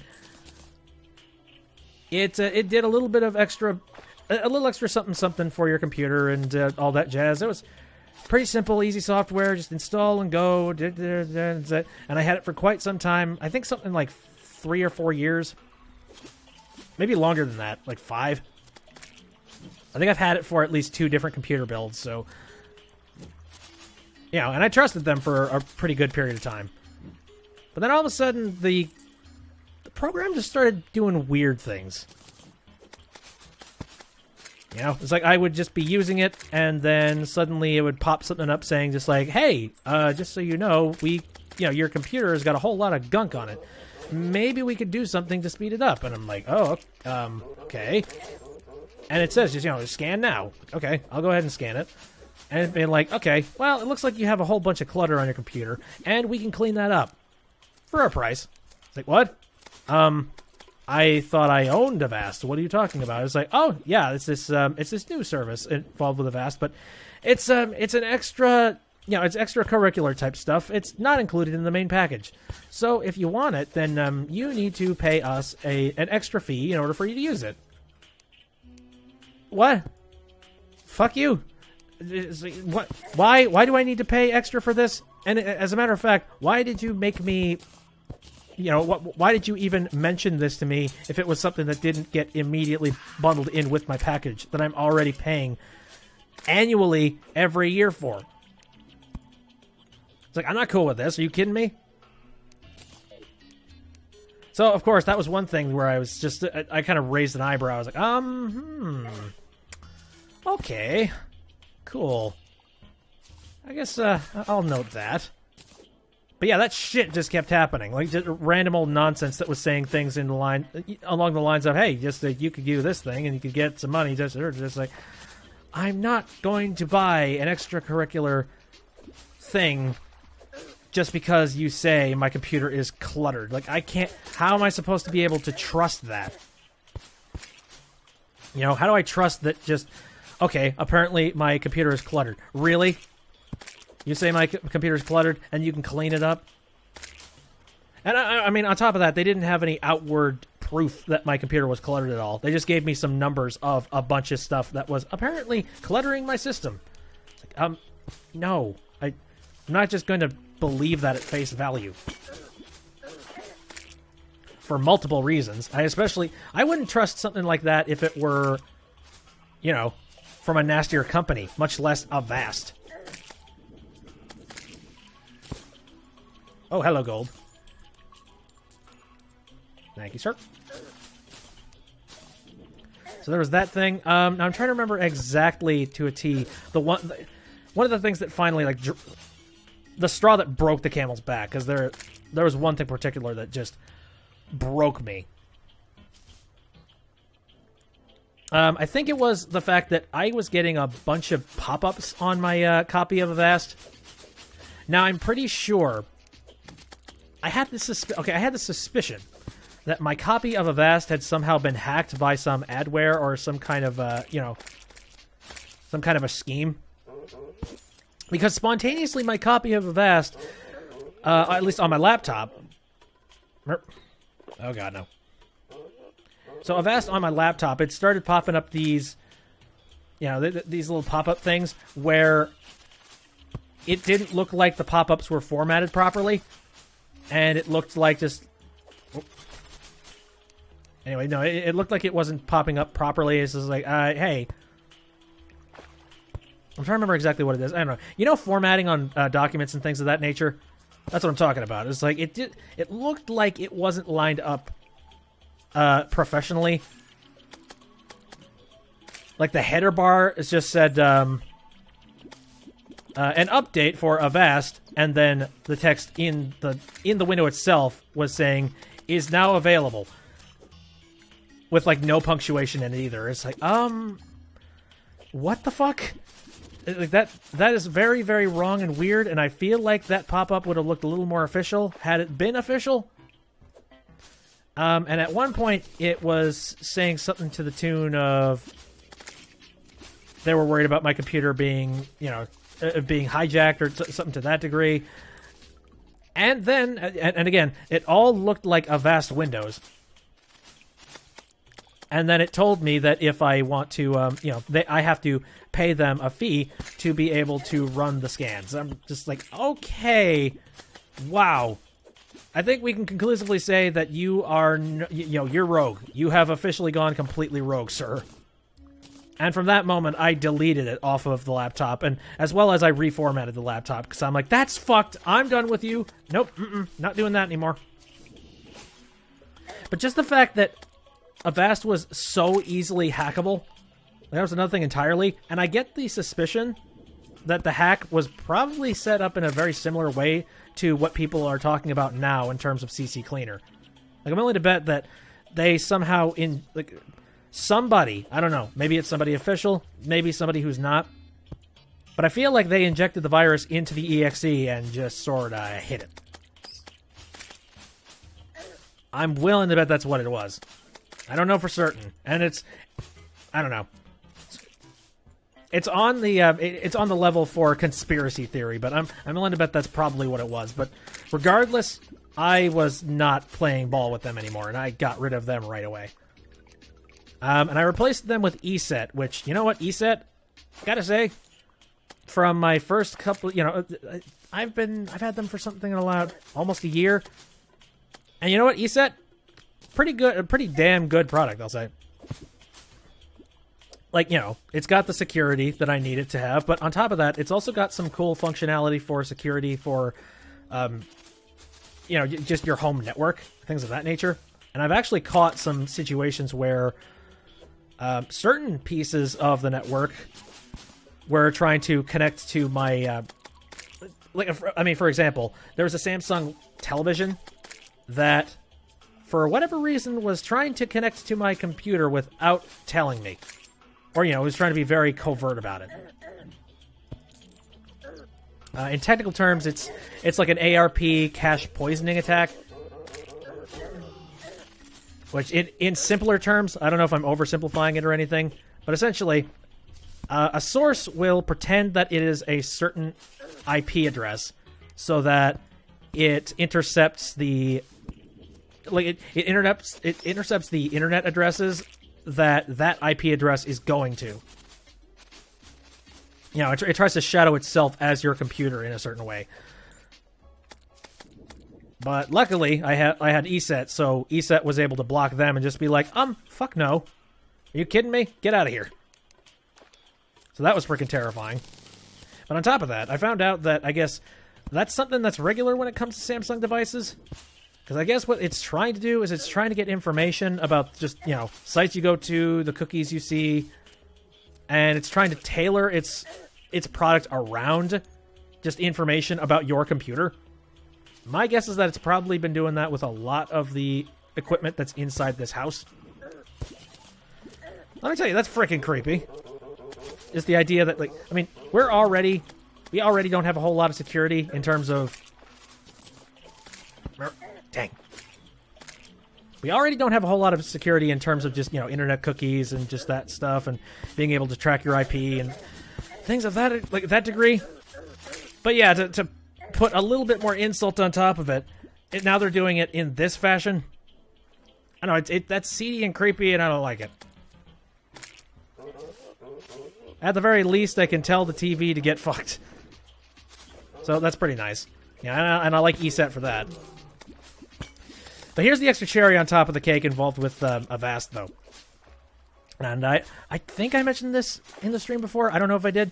But I was talking to some friends and we were looking up just Avast after this whole thing had happened. Just being like, okay, this is creepy shit. You guys have Avast? I would recommend that you drop it and go get something else. Or at the very least, maybe just stick with Windows Defender, because you're probably better off. And my friend, who... He's very resourceful. He knows pretty much exactly what to look for after all this shit goes down. He looked into it, and he found out pretty quietly. The company for Avast, I don't... Okay, it wasn't that Avast was sold off, but Avast actually bought a subsidiary of... Actually, not a subsidiary. Like, they bought out an entire other antivirus software company. And the software company that they bought was AVG. And if you know anything about, you know, internet software and stuff of that nature, you know that AVG is trash. Like, pretty much straight up bottom barrel trash. So I don't know per se if Avast themselves have fallen into, bad means of business and things of that nature. But certainly a subsidiary of them has gone rogue, that's for sure. Yeah, that was freaking creepy to find out. Okay. So what do I do about this? My inventory has gotten stupidly full. Here. Piggy bank. Let's drop a bunch of the stuff that I don't really want to lose. And stuff that doesn't stack, that's another thing too. Meh. Cloud in the bottle, I guess. Potions. Oh, right, the piggy bank is also just my regular bank. Right. I got another one of these. I'm just gonna keep as much stuff as I can. Another potion. I guess the grass seed's gonna stack. I don't know if I want to care about doing that. The gravitational potion. Don't know how useful it is at this point. Scoured pretty much the entire sky. You have to wait. Oh, God. Hi! I see you. Nice try, shitlord. I think that'll do for now. Come on. Down. Anything else down here? Oh, there's you. A harpy statue. At some point, I'm going to need to rig up these statues and make them do things. I just want to collect them just for the sake of having them, so I know I at least have them. I know some of them are pretty useful.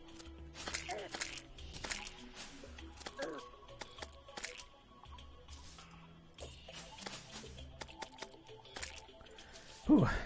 Gotta say, I'm doing much better in the underground now that I have this armor. And that I'm not going to die from a drop of a hat. Oh, shit.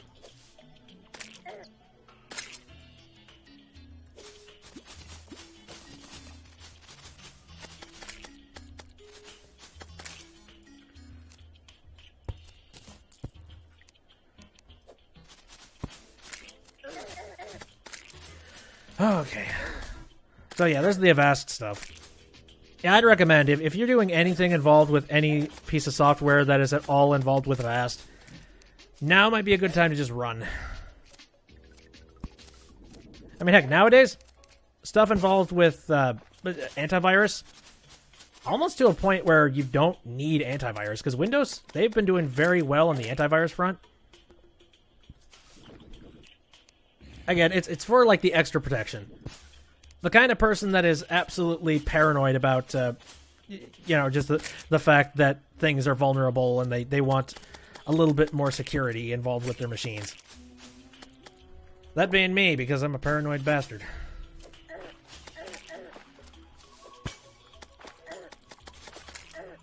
There. At least when, in terms of, like, electronics, that's for sure.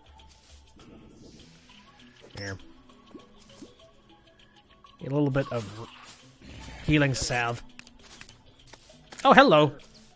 The wizard is here. Hold up. I'll save you.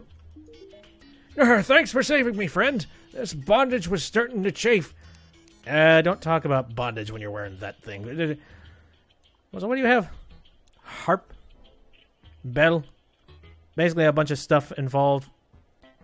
Yeah, a bunch of stuff involved with the magic stuff in this game. I'll be fine. Well, you get on home.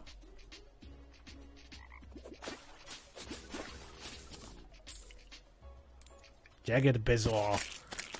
Ooh, okay, I think I'm gonna hold off on collecting any of the the precious ore down here, and I'm gonna see if. Oh, hey, can I get a moth wing? Maybe. Butterfly dust. Damn it! I need to get a tattered wing, and I think a combination of the dust as well. I know this tends to be everyone's first wing is the the butterfly down here.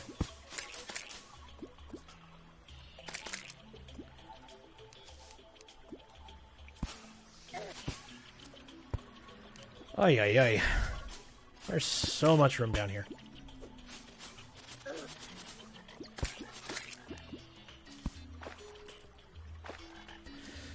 No, it's a shame because actually, I mean, Avast has helped me out quite a few times in the past.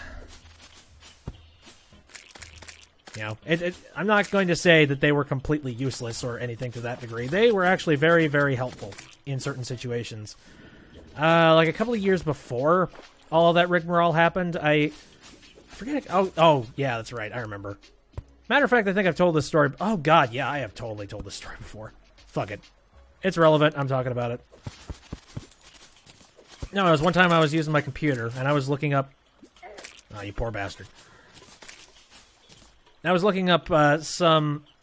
It was around the time when YouTube Dash started to become a thing, or, Dash Video. The thing where it was very, very efficient YouTube videos that would load up very small increments of said videos, and I don't know, it was incremented off a lot more than what YouTube videos used to be. It was around the time when that was starting to happen, and virtually there weren't really any sources out there that were downloading YouTube Dash videos. Not really. Because it was an entire other monster, and the only way you could download videos then was lower quality crap. And I needed to get a video from YouTube just for reference and example for whatever video project I was working on at the time. So I downloaded this piece of software that I looked up at a forum, and the forum was saying that it was a good piece of software. Recently, as a matter of fact. Like, and by recent, I'm talking like months. Like, only like mere months had passed since the software had been out. So it's like, okay. But, you know, it had plenty of reviews, and it had been out for a long period of time. So it's like, okay, that's fine. And, you know, this is a very credited place, like a credited forum, I should say. So I said, okay, yeah, okay, I'll trust this one. That being said, I'm not stupid. And I did know that just putting my faith into just a random piece of software is probably not the smartest thing in the world.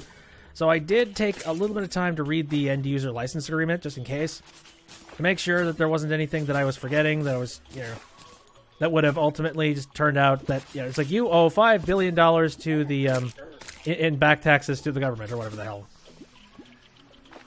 Yeah, so I wanted to make sure that that wasn't the case, or, you know, that wasn't happening.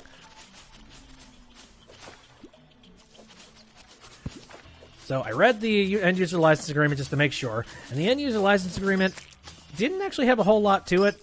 You know, it was pretty straightforward, and it also, all of it made a lot of sense, so I'm just thinking, okay, all right. You know, that's fine. I don't have any particular problem with what they're saying, and I can adhere to all of this stuff. You know, it was a lot of base stuff that was just covering their ass, and not much of the consumer, but, you know, it wasn't anything fraudulent, like they weren't asking for anything. So I was like, okay, all right, that's fine. So, yeah, I said, I agree. I installed onto the computer. I made sure that anything involved with, you know, any side bits. Oh, hey. Oh, this is the jungle fortress. Nice. I'm nearly dead. Everybody just die, please. Okay. There aren't any arrow traps here, are there? Hope not. My God. Yeah. I'd rather not die here, please. Thank you. Thank you. So, found the jungle fortress. I guess I could take some time and try and dig it out.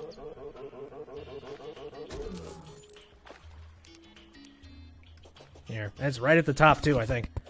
So, that should be pretty easy. Anyway, so, yeah, I installed the thing, and I was just, letting it install, and then all of a sudden, while I was letting it install, that kind of thing, all of a sudden, I'm not telling this story very well. Sorry, I'm very distracted by the fact that my health is not great. Anywho, I'm sitting there, and then suddenly something popped up on my screen. And it was this thing talking about how it's also going to install, you know, this piece of software. And I'm just like, okay, that's kind of creepy. Why is it doing that? And I just, I was trying to X out of it. And at this point I realized, like, okay, this is bad. I've installed something bad. Might as well try my best to just delete it, and stop all processes. And I'm trying to do that. And then all of a sudden another one pops up. And now it's trying to install another thing. And I start to notice that my resources are really getting taxed up. And then I start to notice that my computer is slowing down. And I'm starting to freak the fuck out. Because, yeah, this is my entire computer we're talking about. A lot of I'm not going to say my livelihood, but there's a lot of important shit on it. I'm freaking out. I'm losing my mind. And then all of a sudden, all of it stops. And a window from Avast pops up. And it says, hi. Well, okay, not exactly in these words, but it basically says, hi. We just noticed that a whole shitload of things just started installing on your computer, and we've noted that a whole lot of them are from fraudulent places, or, places that are known for phishing and, that kind of thing, or things involved with spamware and bloatware. So, we've stopped all processes, and we're going to just shut down your computer. We're going to be scanning it. We're going to make sure that everything's okay, and, yeah, we're going to delete all the stuff that is, deep-seated in here. And we're going to see if we can make sure that your computer is running fine. And hopefully, we can bring it back up to speed as close to 100% as we possibly can. So, just an FYI. And let me tell you something. That's worth its weight in gold. Like, in one foul swoop, that, you know, like, my entire decision to even have Avast on my computer was, like, yeah, it was vindicated, like, for real. In one foul swoop, like, it was all worth it to have Avast on here, because it saved my computer and it saved all of my files. And it was sort of sitting in limbo for a long period of time, and I wasn't entirely sure if I was going to be able to get my stuff back, but at the end of the day, my computer, it did come back. It was kind of slow, I will say. You know, there was clearly stuff that was sitting on the registry in limbo, not able to do anything. So, yeah, that was kind of disgusting. There wasn't a whole lot that I could do in reference to it. Eventually, I did. I mean, this was around the time when I think around that time I was thinking about moving over to a different hard drive anyway, so that kind of just expedited that plan. I just wiped the computer clean, took all of my files with it, and started off with a clean new computer, new experience, but all in all, that was really nice. So I'm not going to say that Avast in its entirety was a horrible thing. No, it was really good for a long period of time, but I do think their buyout of ABG broke things. Oh, hi! Whoa! Whoa, whoa, whoa, whoa, whoa! Shit. Okay. Didn't expect to see a nymph just out in the middle of nowhere. What'd you drop? Oh, metal detector. Weird. Most valuables around you. Gotcha. Alright. I'm just gonna plow through here real quick. Okay, gonna need a key for this. Alright, we can get there in time.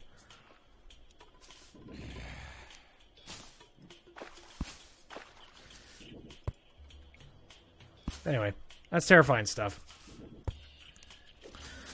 Oh, let me think. I have not seen much of anything else that has recently popped up or, you know, caught my attention. I guess there's a lot of games that I've just been jumping up and down about. Like, A Hat in Time is going to be released sometime very, very soon. October. I'm excited. Oh, I want to play A Hat in Time so bad. It looks so good. I've been looking for, like, I have been waiting for someone to finally release a game that is similar and on the same vein as Super Mario Sunshine and, like, 64, Banjo-Kazooie. You know, a game that people are just terrified out of their wits to finally create.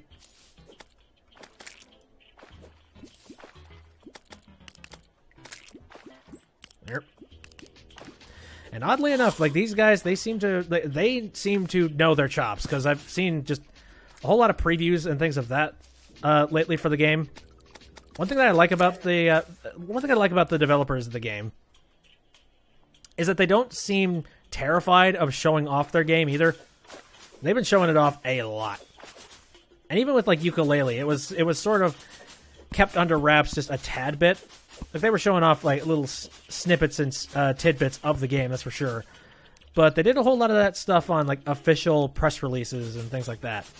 Hat in Time's Twitter feed is kind of hilarious because they keep they show a whole bunch of fan art, which, you know, they've got a lot of fan art just for a game that's just starting out. But on top of that, they show a lot of clips of the game itself too, and I think that's telling. You can tell that they give a shit about what they have, and they know that what they have is of good quality.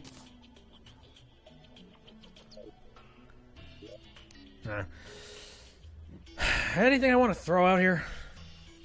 I'm trying to think about that. Anything useless? Nature's Gift. I don't know. I'm so terrified about throwing anything away in this game because I never know if I'm going to need anything. You know, like the jungle grass seed or the moon glows. Like, there might be a time where I need a shitload of moon glow and might want to keep all that. Harpy statue. It's starting to get kind of warm in here. I'm thinking I might want to end the stream just because I'm not a gigantic fan of running the stream while at the exact same time, like, you know, I don't know. My computer is not this gigantic Oh, why? What am I trying to say here? Fucking hell. I've been streaming for way too long. Like, my computer, it kicks up a whole lot of heat. I'll say that. I'm looking forward to the months where I don't have to worry about that and I can just crack open a window. Because as it stands, even if I were to crack open a window in this current time, wouldn't do a whole lot. Because like my computer would still just heat this place up. Like around the winter months, it's very nice. Like it's more toasty than anything.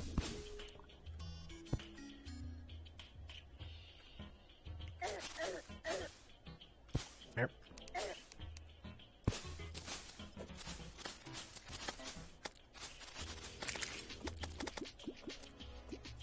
Oh boy.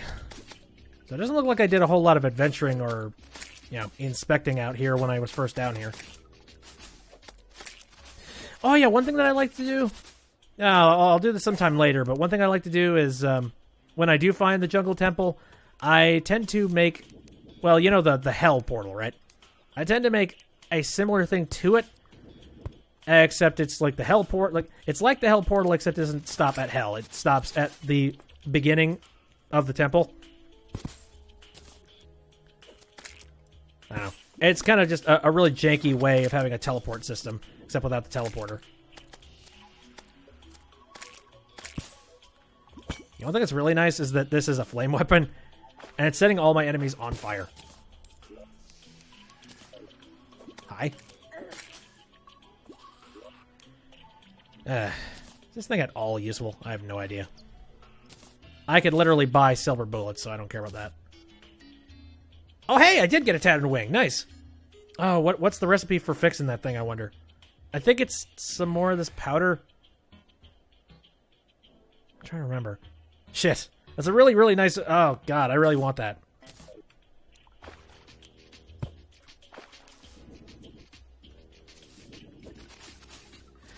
Yeah, maybe we can call that an ending. Because I know you just need one tattered wing. And then you can need to combine it with some stuff. Ow. I know that I knew that eventually, when it came to this series, I was going to have to start looking stuff up. That's a problem with Terraria. There's a lot of things that you need to just learn about.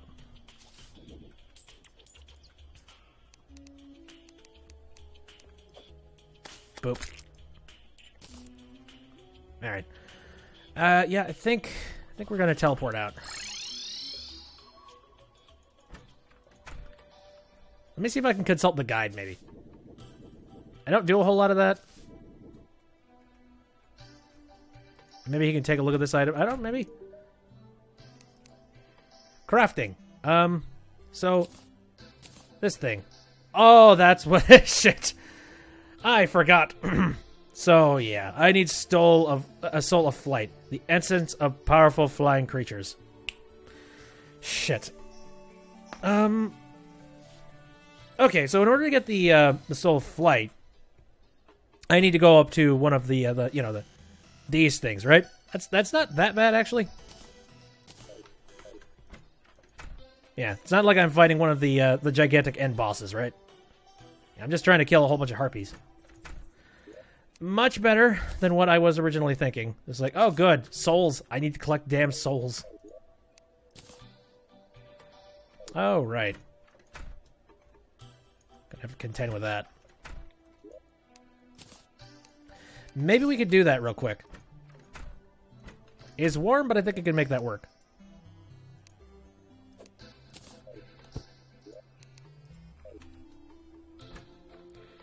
Here. Take a couple of things I know have no doubles and put them in here. There. Shotgun. I could use that in the event I need to be immune to poison down there. Depth meter. That thing. And... that'll do it for now. I need to go back into here, though. Ooh, hey, I got a platinum coin. Nice. I'm trying to be a tad bit careful when it comes to just collecting coins and things. You know, remembering to put them in the piggy bank.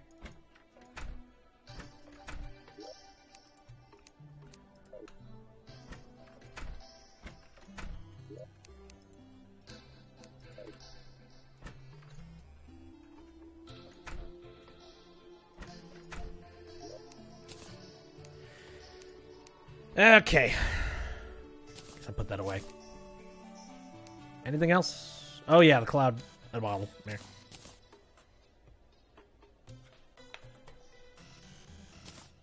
One more turtle shell. That way. I think the rest of them are just like potions and things. I think I'm going to use the gravitational potion to make my way up to one of the... Yeah, one of these islands. And actually, I think I... Did I put away my rope? I think I did. Hold on. Where did I put it away? Oh, okay, there's some. Yep. Okay, yeah, exactly. I'm going to grab a little bit of rope, and then I'm actually going to put some rope down on top of one of those mountains. Or, yeah, the sky fortress, whatever the hell.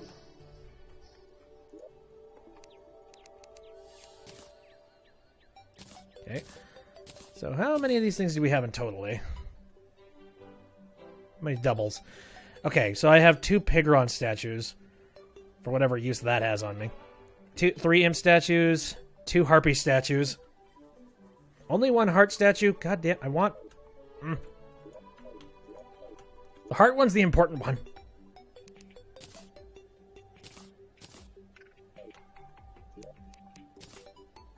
Okay, wow, I actually have 7 gravitational potions. Damn. I'm only gonna need 1. I'll put away the Spelunker potion for now. Oh, I didn't put away the vine. Damn. So much stuff to remember.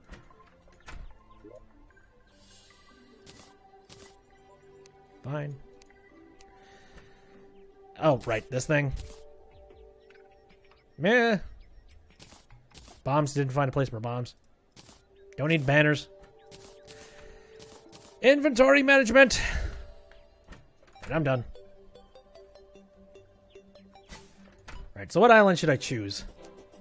I guess the closest one to me would probably be the best. Oh, wait, whoa. Before I do that, do I not have a bed set? Hold on. Here, I'll sleep with the old man.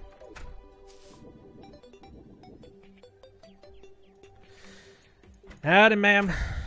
Here, I wanted to buy, purification powder before. But I forgot. Okay. I'm gonna keep it in my inventory. Just in case I need to use it for any reason. Which, considering we're getting closer to a situation where corruption might be just outside my damn door, it's quite the possibility.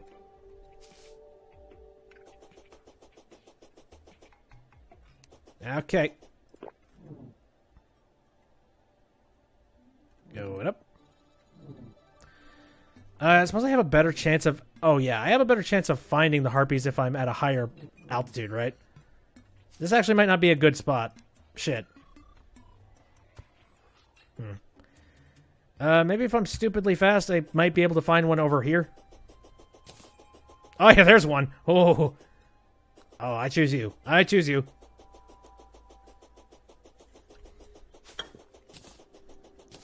That's crap.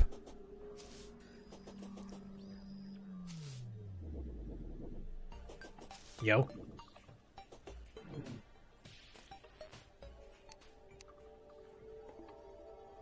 Fighting harpies in space.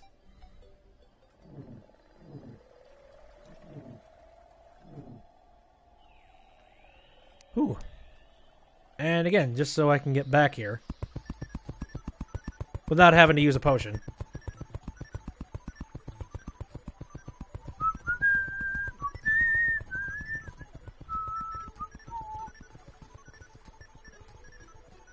Oh god, I remembered that frickin' Falcor is gonna be fighting me pretty soon. Hey! Hello. I remember the first time I ever ran into one of those harpies, I just ran into one of the harpies randomly in the desert.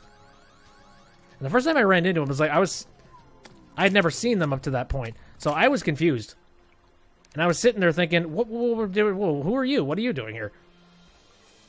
I mean, I found out later that it's kind of nothing special, and it's just a harpy, and you find it at high altitudes.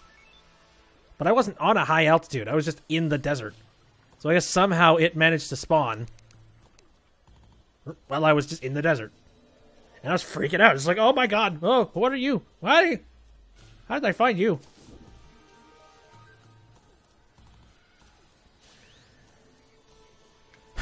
Okay. Hello, cowboy. How's it going? Currently waiting on some lost flying souls.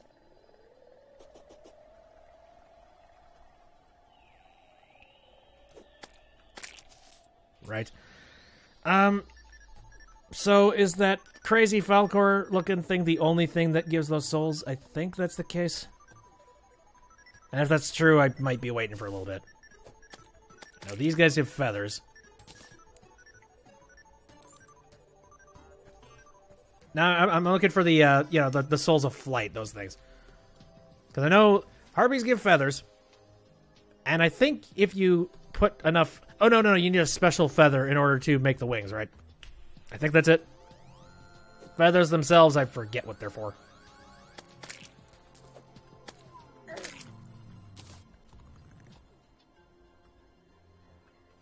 Probably for something, that's for sure.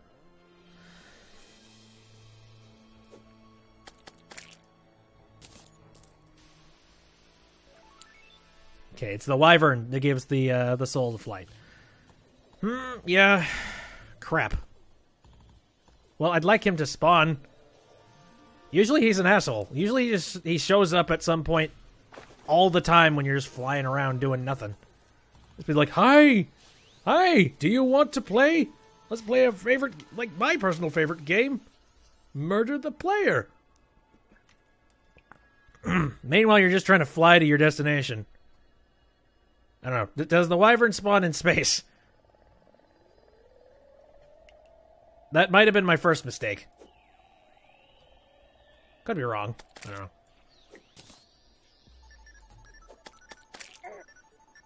It's just particularly quiet up here. Oh, there he is. The shit. Never mind. Stole my voice. He's not catching fire. Damn it. I want to see Falcor on fire, please. I'm going to need 10 of these in order to make this work. So he drops... I think he drops 10. Hey! Hello, friend.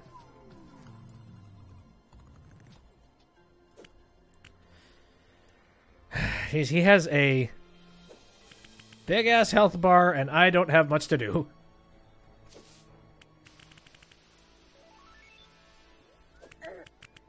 Come on, buddy. There he goes. Oh, just one short course. Fine. Fine. I can wait for another one. Where's your brother?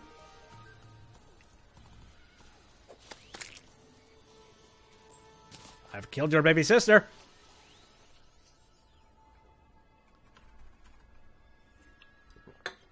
I'm out of soda. This is a catastrophe.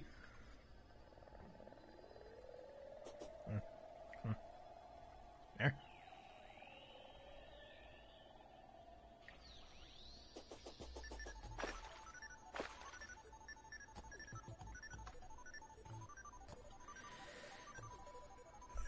How was your day?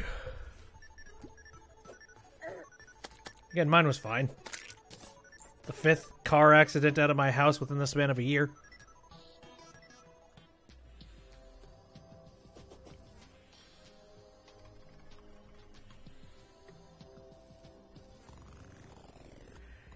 So how's the weather?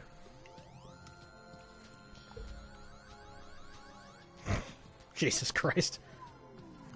I need adventure. Somebody give me adventure.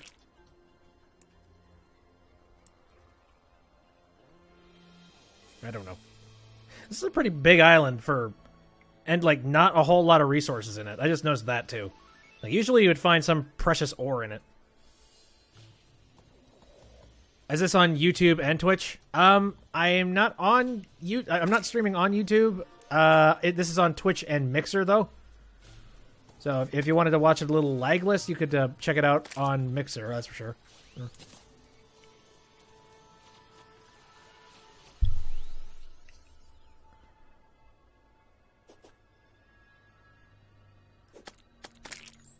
As I will be uploading the stream after it's done to YouTube, but I'm not streaming directly there. I've considered it before, though. Like, I have the resources. Come to think of it, I could probably stream to 3 different places at once, based on the bit rate that I stream out at. I wouldn't want to do it, though, because that's taxing a lot of resources.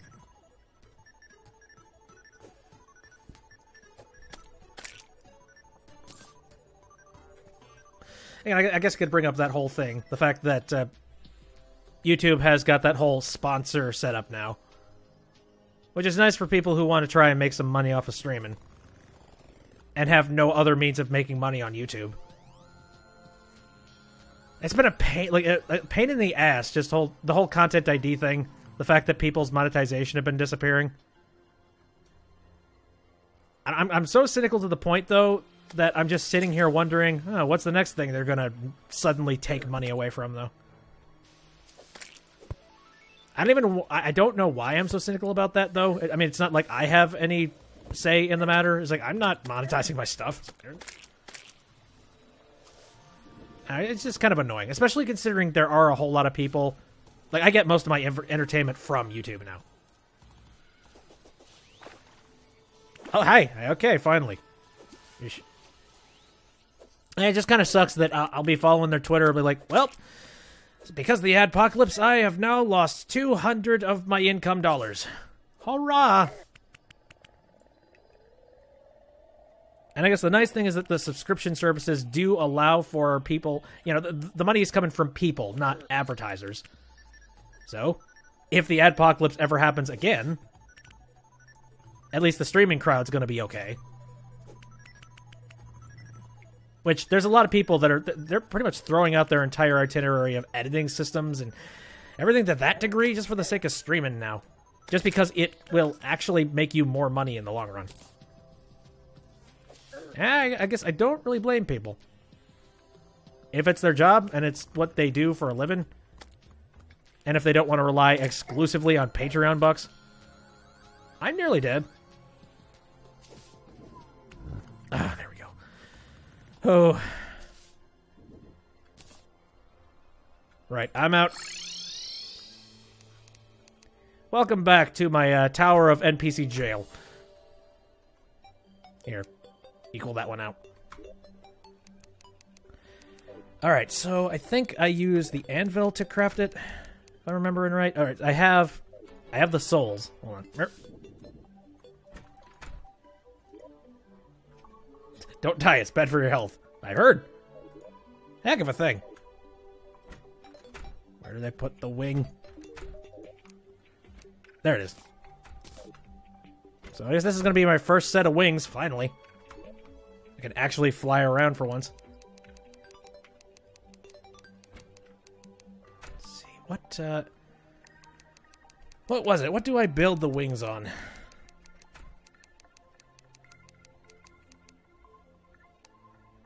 That's a good question. What do you build the wings on?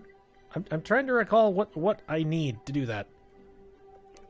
I don't think it's a special anvil. What was it?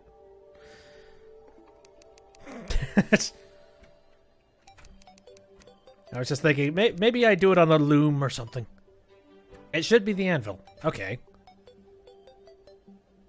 It doesn't require 2 tattered bee wings, does it? That would be stupid. Hold up. Maybe I miscounted. Was it 20? It was 20. Fuck. Whoops. Okay, that explains it. Good thing I put down the rope.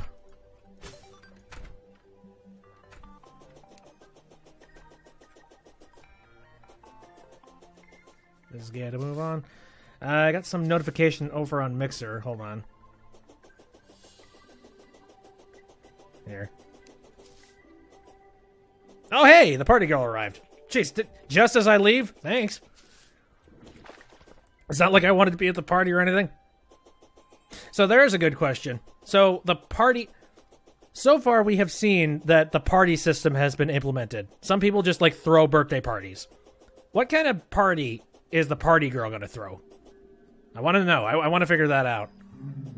Because if anybody throws a hell of a party, it would be the party girl.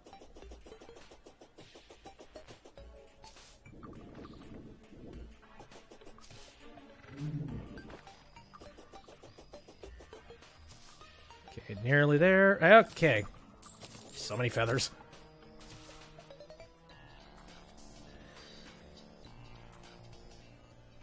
Alright, back up to the sky. It should be fine. One more wyvern, we'll have it done. Oh, hi! You're already here. No, that's cool. You have my number. How's it going? I love using the yo-yo. It just feels like love taps. Tippity tap. Tap, tap, tap. I know the NPCs can have parties. I want to know whether or not the party girl herself has got, like, the balls, you know, the most balls to the wall party of the century type of party. Because as it stands, everybody just sort of puts on hats for the other ones. I want to see, just mountains of confetti. Ridiculous ones. There we go. Right, now let's get out of here. Hello.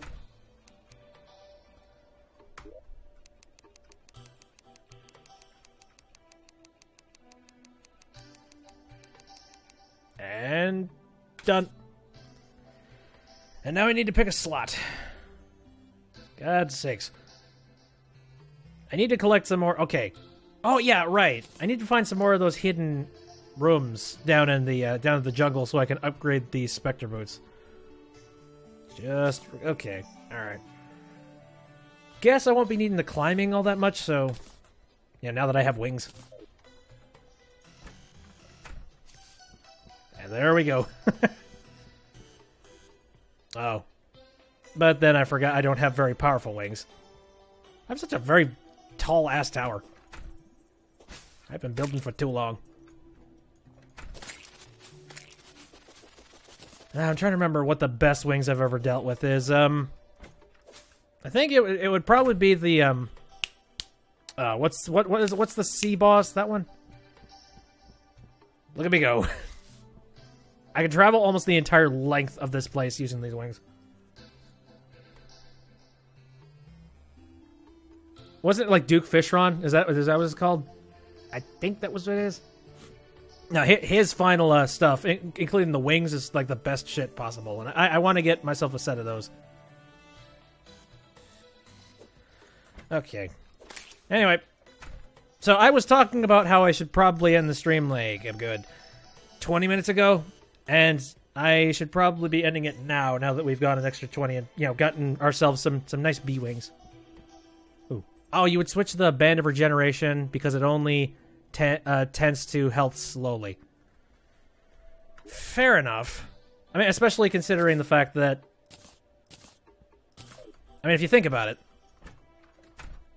If I run out of steam doing this, gonna need something to hang on to. And then I can just keep flying from there. So actually, that's not bad. Now, you got a point. I'll go ahead and do that. Again, I think we will. That'll do it for the stream tonight. I need to turn on the AC unit and cool this place down because it's getting really warm in here, and I'm actually starting to sort of sweat. Not ridiculously, just sweaty. I guess the next time I'm gonna be doing a Terraria stream. I'm debating on what I should do because like I have pretty much the best set of armor that I possibly have at this point, and I mean, I do have that... Okay, here's the problem. The mechanical worm, it'd be real nice if I used that. But I feel like I'm not going to be able to shear through just the wall of health that it's going to take. So I'm going to be holding on to that for a while. I guess the next best thing for me to do would be to... I mean, I need to beat one of those guys in order for anything really nice to start showing up in the world, correct? And I can't have the mechanical, or the Mega Shark unless I get some of the souls. Oh god, I don't even know. I do not remember. But regardless, I think we need to buff the health. We need to do that stuff. Maybe I could find... No, actually no, the dungeon doesn't have any of that end game stuff just yet. I need to beat one of the mechanical bosses first. Damn it all. Alright, fine. We'll figure it out when that's done. So I'm just going to end the stream with just the regular title card stuff. So thanks everybody for popping out in the stream to say hello. I appreciate it. If you wanted to take a look at this episode anytime after it's done and my ridiculous ramblings, I'm going to be uploading it to the YouTube channel shortly after we're finished and after it's done processing. I stream on Saturdays, Sundays, and Wednesdays, all of them starting at around 7 o'clock p.m. Central Standard Time. Oh, Mario, your laptop died? Hi! Jeez. Yeah, I need life fruits from the jungle for sure. Now, I wanted to mention, though, on Saturday, I'm going to be doing the Phoenix Wright stuff on Sunday, because Saturday, I actually have something special going on. Something that I haven't done in a while. No, actually, I haven't done that at all, come to think of it. I'm going to be trying my hand at hosting a D&D game done by a good friend of mine. We're going to be doing that on Saturday. It's going to be something like a 3 to 4 hour session of a 2-session campaign. It's going to be a real quick thing. I think it's called Deep Vines. Based off of a D&D campaign for 5th edition. That's the plan. So it's going to be very different from the itinerary that I usually do. Going to be pretty nerdy and a whole lot of stat stuff. But we're going to try to... we're trying to set it up so that it is the most... what's the word? I don't know. We're trying to streamline it as much as possible so that it makes more sense. D&D's gibberish for you? Nah. That's cool. I mean, to an extent, it's kind of gibberish for me as well, but I'm trying my best to kind of get into it. Just because, I mean, it is definitely fun once you finally get into it and finally get into the role-playing bits of it. But until then, it's a whole lot of stats and a whole lot of extra work. But from what I hear, 5th edition is pretty streamlined and straightforward. And I haven't tried 5th edition. I've been doing a lot of stuff involved with other things that aren't D&D, like Pathfinder, GURPS, which is global, global role-playing system, whatever that's called. I've done a couple of different role-play systems. Apparently this one's pretty loose-ended, so... the D&D, it's pretty loose, and it makes the most sense, and it's the easiest to get into from what I hear. Ooh, yeah, I'll check out the link at some point, definitely. All right. Now, I've been talking a mile an hour here, so I'm going to get a move on. Again, thanks for everybody for popping out. See you next time.